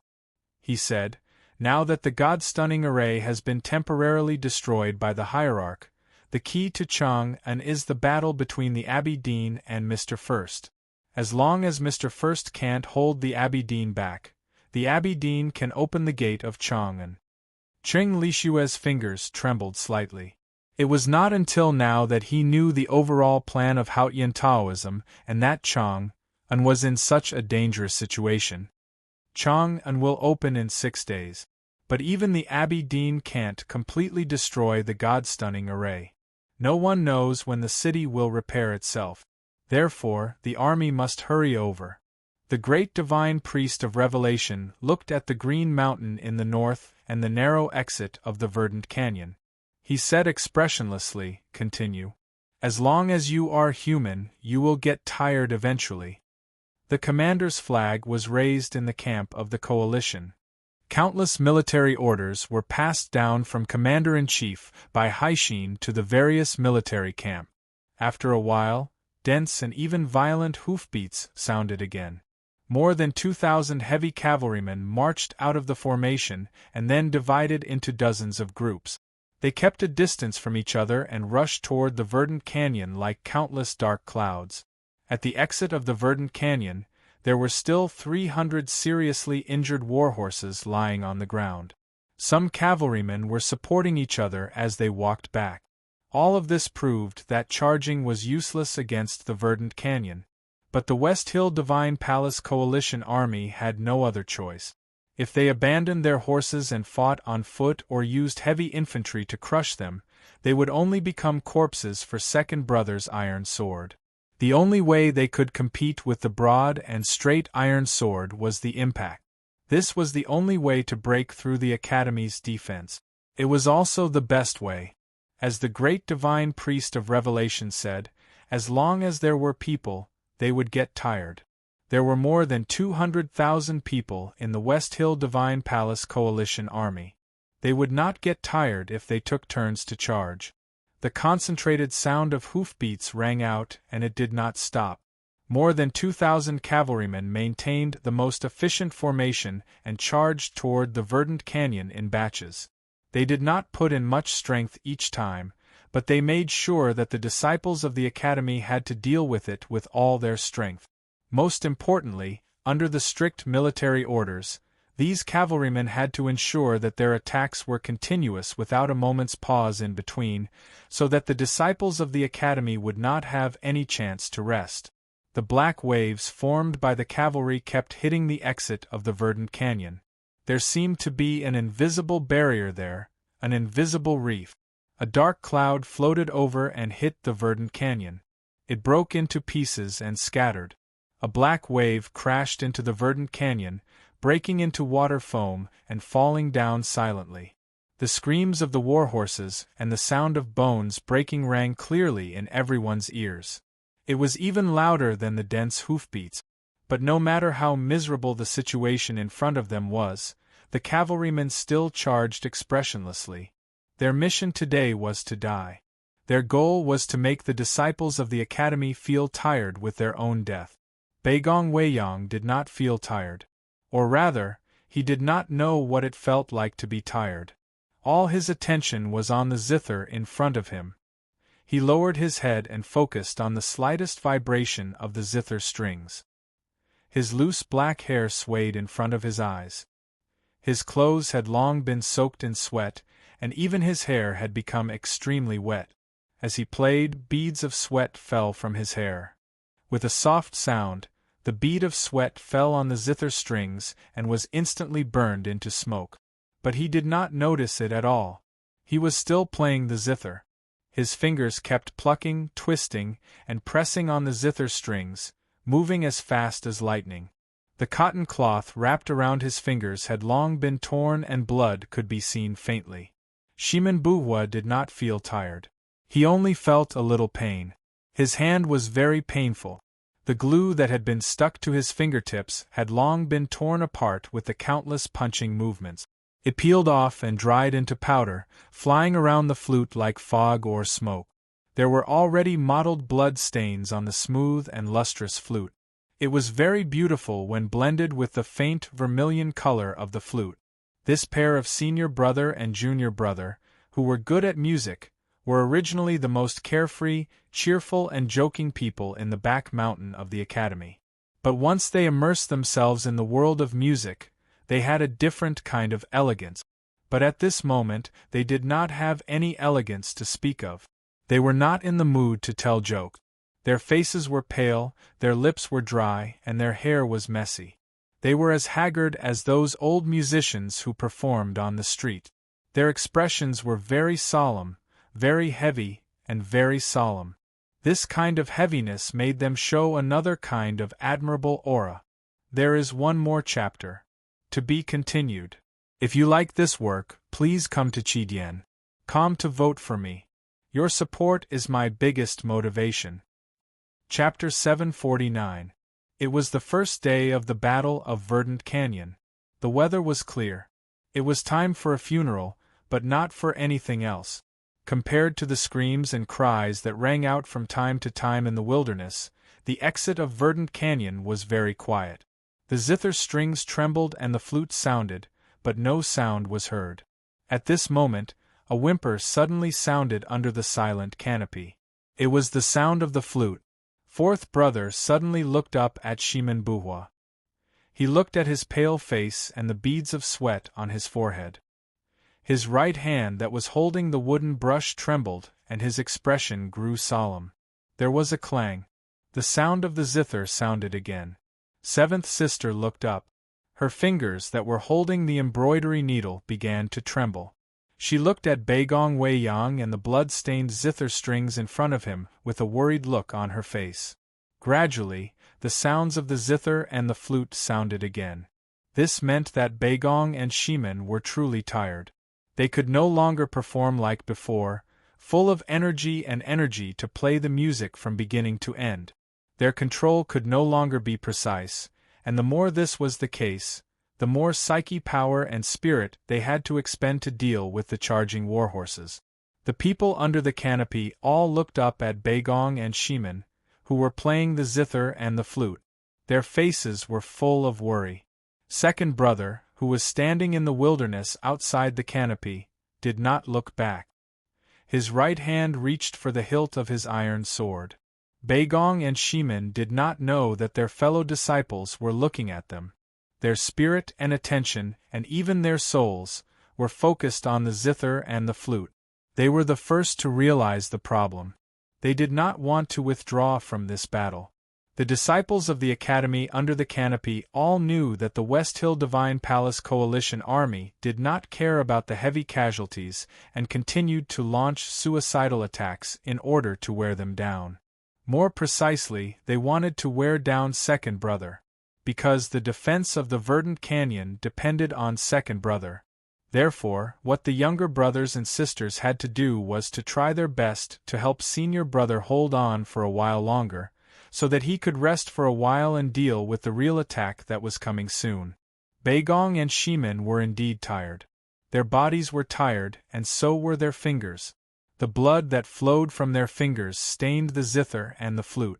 Even the sounds of the zither and the flute began to become hoarse. But their hearts were not tired. At least at this moment, their hearts were firm and strong enough. Baigong Weiyang's fingers suddenly stopped. He raised his head and looked at the endless cavalrymen of the Allied army charging over from the plains. He smiled. Then, with a clear whistle, he flicked his wrist. His bleeding fingers stroked the strings of the zither from back to front, his movements extremely elegant. The clear sound of a zither rang out like spring water. When Shimin Buhua heard the real sound of the zither, a resolute smile appeared on his face. The flute suddenly burst forth with a real and bright sound, like that of a shepherd boy blowing leaves. At this moment, the zither and flute were no longer playing soundless music, but real music. The spring water gurgled, gradually turning into a golden strike. The shepherd boy blew the leaves, which gradually turned into a mournful wail. The sound of the zither and flute carried an indomitable and heroic aura, spreading to the wilderness. It was a golden dagger axe, an iron horse. The violent sound of the zither and flute caused the charging war horses to go berserk. For the cavalrymen of the Divine Hall and South Jin Kingdom who were riding on the war horses, the music was like countless sharp knives, directly stabbing into their brains. Several cavalrymen at the forefront cried out in pain and fell off their horses. Their feet were dragged by the stirrups, and their bodies were dragged forward in the wilderness. After a while, they were covered in blood, and many bones were broken. Their hands were clearly empty, but they didn't untie their feet. They just tightly covered their ears. To them, the pain brought by the sound of the zither and flute was countless times greater than the pain of broken bones and torn flesh being dragged forward by the war horses. When more cavalrymen heard the sound of the zither and flute, their faces suddenly turned pale. They instinctively threw away all the weapons that should not have left their hands, and then covered their ears tightly. Even so, they still could not stop the sound of the zither and flute. It was like the whisper of Yama, drilling into their ears and deep into their minds, cutting their consciousness into countless painful pieces. Howls, screams, and cries of pain rang out continuously in the wilderness. The originally disciplined cavalrymen all became crazy at this moment. They covered their ears, their faces twisted in pain. Under such circumstances, the cavalrymen naturally could not lead the charge. The war horses, who had lost their commanders, stopped jumping uneasily and paced back and forth in the wilderness, looking especially terrified and lost. The zither and flute were silent earlier because it was used against the horses. At this moment, Baigong Weiyang and Shimin Buhua were finally angry. The sound of the zither and flute gradually appeared and began to be used against the people. The moment the sound of the zither and flute sounded, the expressions of the Academy disciples under the canopy suddenly changed. This was because they knew very well what kind of price Baigong and Shimin Buhua had to pay for this kind of music. Fourth brother reached out and wanted to stop Baigong from playing the zither, but seeing his waving wet black hair and his crazy and carefree expression, he could not bear to stop him. Outside the verdant canyon, there was a semicircle of 1,000 feet. Second brother stood inside. Outside the semicircle, countless cavalrymen of the West Hill Divine Palace Coalition Army were lying on the ground. It was like the famous breakwater by the storm sea of the Kingdom of Song, but this black breakwater was filled with screams and cries of pain. Countless warhorses fell to the ground and died. Countless cavalrymen were crushed to death by the heavy warhorses. Countless horses and cavalrymen were still alive, but their flesh was broken and they were better off dead than alive. One could vaguely see cotton balls stuffed in the ears of some of the horses and cavalrymen. But it was obvious that these cotton balls did not have the desired effect. They were stained with red blood, probably because their eardrums had been shattered. This was an extremely tragic scene. Over the past countless years, there had been countless tragic wars in this world, but rarely had such a scene appeared. And all of this was because of a zither and a flute. Even the academy disciples under the canopy could not bear to see this scene. Second brother, who was standing at the forefront and closest to the corpses of the cavalrymen, had no expression on his face. His expression was still calm, and his eyebrows were still straight. The West Hill Divine Palace Coalition Army's cavalry was still trying to charge towards the verdant canyon. However, the terrain was filled with the corpses of their comrades and warhorses, and it was difficult to find a gap. At this moment, a muffled sound came from the pile of corpses. A burly general from the South Gene Kingdom shouted and pushed away the corpses on him. He held an iron spear with both hands and rushed towards second brother. Behind him, there were still a few powerhouses who were not knocked down by the sound of the zither and flute. When they heard the shout, they stepped on their saddles and flew into the air, attacking second brother like flying stones. The general from the South Gene Kingdom was the most powerful and arrived the fastest. The iron spear in his hand stabbed out violently, forming a straight line in the air and forcing all the air out. The tip of the spear exploded with a thunderous sound. Second brother reached out expressionlessly and held the hilt of the iron sword. Then he smashed it down on the general from the South Gene Kingdom. It was not a chop, a hack, a cut, or a slice. It was a smash. The iron sword was square and wide, looking like a very thick piece of iron. When second brother held it in his hand and smashed it forward, a strong wind blew and the gravel on the ground rolled away in fear. The iron sword smashed onto the tip of the iron spear. The tip of the iron spear was smashed flat. The iron sword continued to smash down. The body of the iron spear was smashed and bent. The iron sword did not stop smashing down, as if it would never stop. The iron sword smashed onto the body of the general from the South Gene Kingdom. The armor on the general from the South Gene Kingdom was instantly shattered into countless pieces. Second senior brother ignored him, and looked up at the martial arts experts who were flying through the air. He shook his right arm and swung the iron sword from left to right. This time, it was not a smash, but a slap like a fly. Those martial arts experts who were like flying stones were turned into real stones when they came into contact with the sword wind of the iron sword. They flew far into the wilderness and landed heavily on the ground. After a while, the few powerhouses stood up with their swords as support. The general from the South Gene Kingdom held the bent iron spear in his hand again. Second brother looked at him expressionlessly. The eyes of the general from the South Gene Kingdom revealed a look of despair and disbelief. With a puff, he spat out all the blood in his chest and abdomen. Then, he collapsed like a water bag that had been emptied. He fell to the ground, paralyzed. All the bones in the general's body were smashed by the iron sword. The few powerhouses in the distance also fell one after another. They were also broken. Second brother was covered in blood. It was all the enemy's blood. The blood dripped down along the edge of the armor, and gradually converged into a stream of blood. It flowed to the 5 swords that were stuck in the field, and then slowly seeped down along the place where the swords pierced. The swords were his trophies. The blood was also his trophies. He did not know how many swords he would plant in front of him in this battle of verdant canyon and how many enemies' blood he would use to water them. He did not care about the blood on his body and only looked at the field in front of him quietly, because the West Hill Divine Palace Coalition army was still attacking. This was really a boring battle. Killing and then still killing. The hoofbeats of the war horses were monotonous.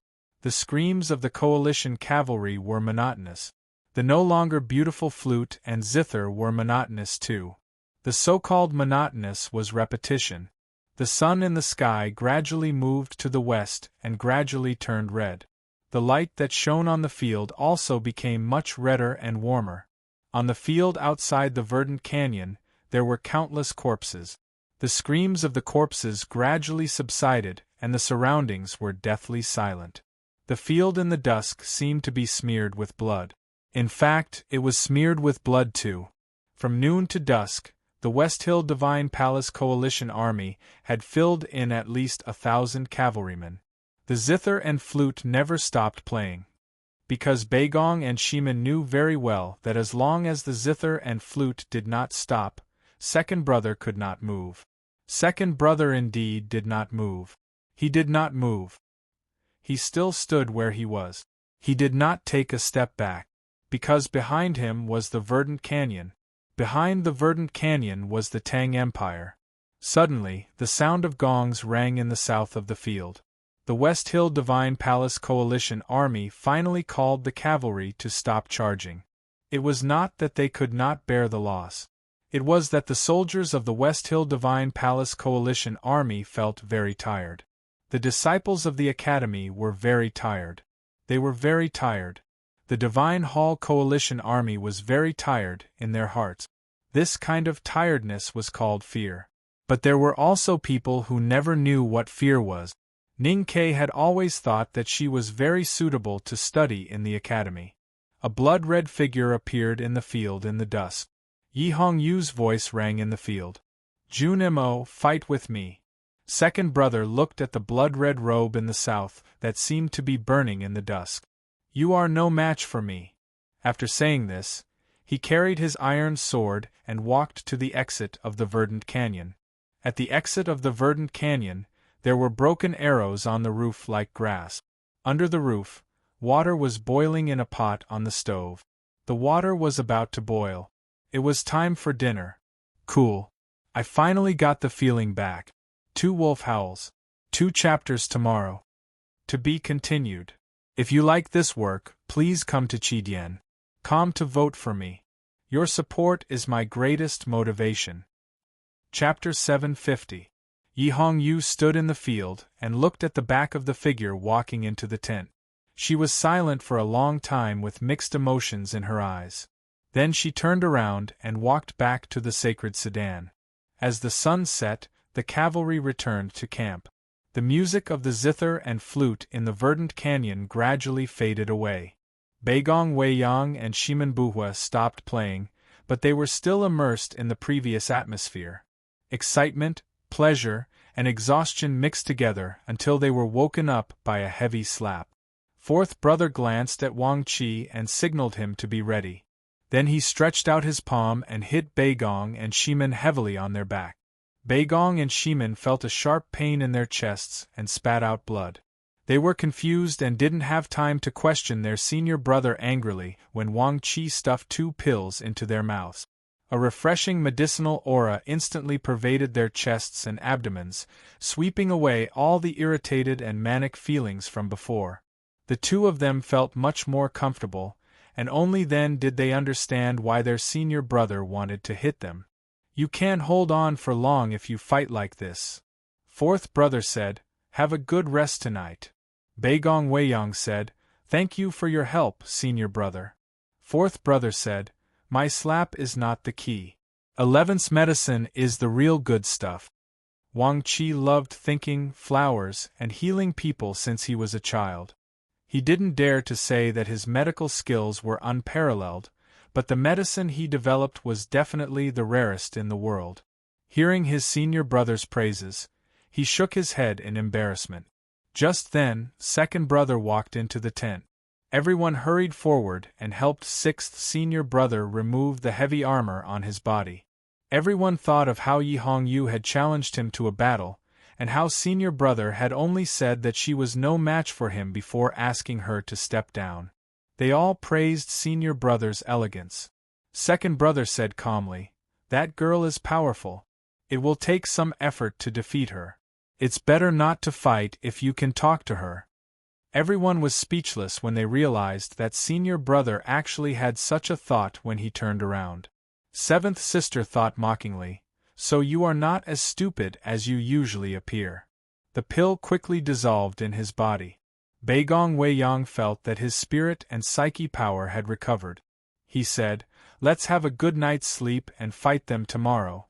Shimin Buhua was still excited and said, "That's right." No one answered them.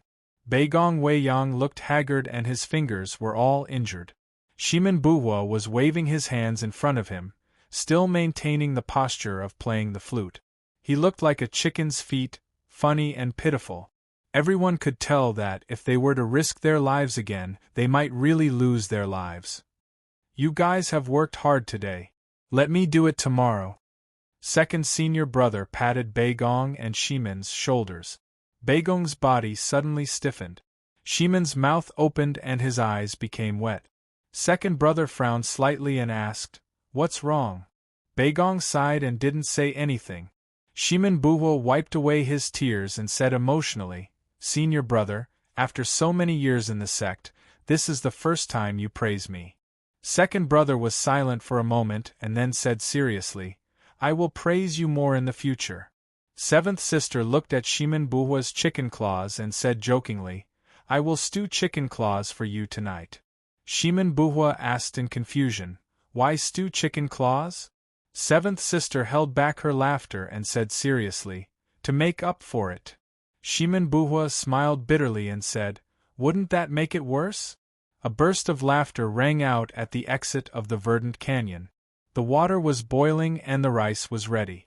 Seventh sister began to prepare dinner. The people from the back of the mountain of the academy had prepared for this trip to the verdant canyon. They had brought enough rice and salted vegetables. They also had a ready-made stove. It was not difficult for her and Wang Qi to cook together. In the southern wilderness, the West Hill Divine Palace Coalition army began to pack up and cook. It seemed that today's battle had come to an end. Smoke rose everywhere and the atmosphere finally calmed down. However, the atmosphere at the exit of the verdant canyon became solemn. Second brother was the leader and the disciples stood behind him. They looked at the endless supply wagons in the south, and their expressions became very ugly. The people who transported the food to the West Hill Divine Palace Coalition army were from the warlords of Qinghe County. The food must have been stored in Qinghe County. Not long ago, it was the food of the Tang Empire. Beigong Weiyang said sternly, "One day we will kill all these traitors." Shimin Buhua said in a low voice, "All the warlords must die." The two of them came from the southernmost island and were not born and raised in the Tang Empire. However, after living in the academy for so many years, they had long regarded themselves as Tangs. They were even angrier than fourth brother and the others. Fourth brother held the sand table and calculated for a moment.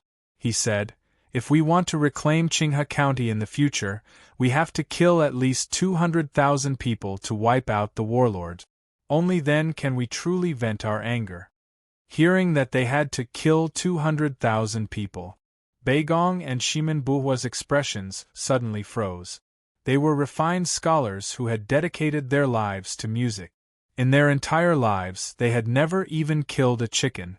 Even though more than 1,000 heavy cavalry had died to the sound of their zither and flute, they truly could not imagine doing something like massacring others with blood. It was quiet under the canopy. The disciples of the academy guarded the verdant canyon for Chang'an and the Tang Empire.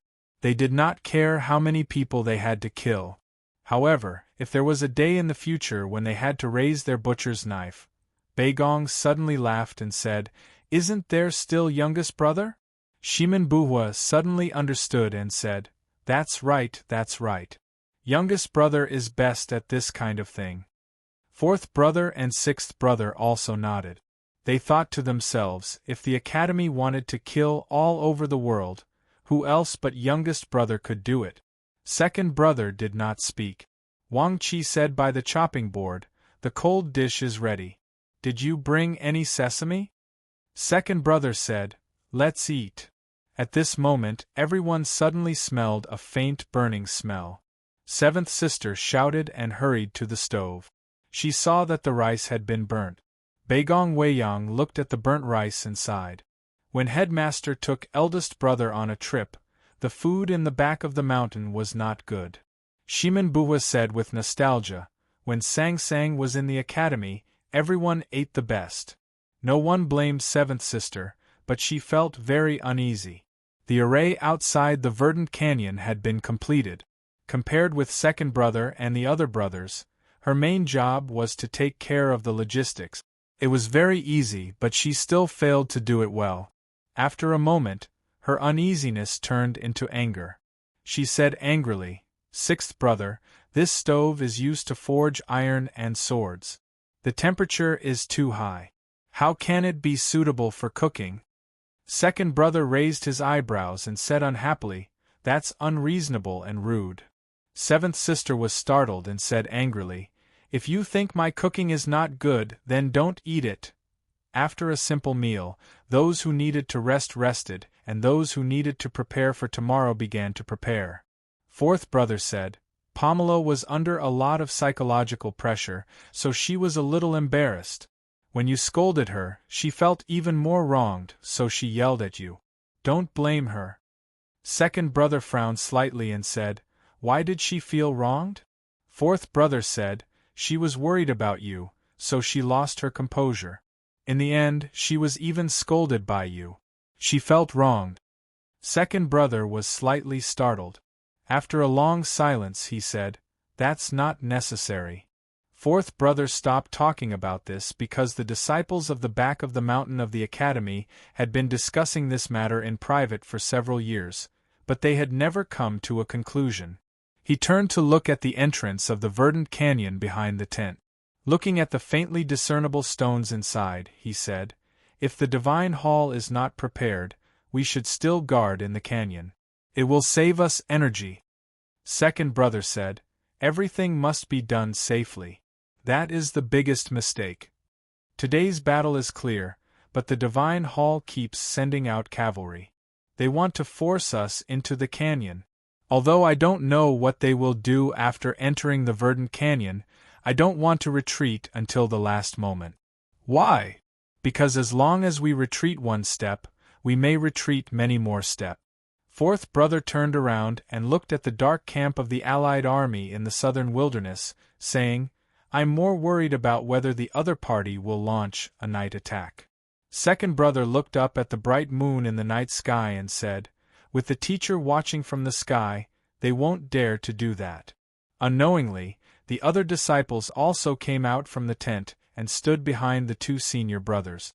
They looked up at the bright moon in the night sky, each with nostalgia. "Is it really the teacher?" Wang Qi asked. Second brother said, "Maybe." Sixth brother was not as sentimental as the other disciples. He was used to thinking about simple and realistic problems. He said, "Firewood is a problem. If we want to go into the canyon to collect firewood, we will be easily attacked." Second brother pointed to the field outside the tent. There were dense arrows like a wheat field and said, "There is firewood everywhere." Unlike the entrance of the verdant canyon, which was sometimes lively and sometimes sad, the West Hill Divine Palace Coalition Army camp was filled with frustration and depression. It was very quiet. Bai Haixin drank a cup of wine and ate 2 bowls of rice. Then he signaled his subordinates to remove the table. Then he walked out of the tent and looked at the green mountains under the moonlight. He frowned and fell into a long silence. He was the commander of the West Hill Divine Palace Coalition Army, but in fact, he was not even in the top 5. How could he dare to give orders to the 2 great divine priests of West Hill and the sage of sword Liu Bai? This was his distress. He did not know what the bigwigs of the divine hall were thinking. He did not understand why they had to sacrifice so many cavalrymen just to force the academy into the verdant canyon. Since they were going to guard the main road, it was naturally more suitable to guard in the canyon. What he did not understand was why the academy would rather fight with the army in the field than take a few steps back and enter the verdant canyon. A priest in red walked over and handed him a piece of paper. Baihai looked at it and frowned even more. He thought, "Are we going to continue to die tomorrow? Let all the martial arts cultivators from the cultivation sects and the army come to the tent." Looking back at the Winter Lake, it is the second volume. I found that it is really well written. There is still one more chapter. To be continued. If you like this work, please come to Chidien.com to vote for me. Your support is my greatest motivation. You're tuning in to the Phoenix Knights YouTube channel. Don't forget to subscribe and join us on this journey to catch the most captivating stories.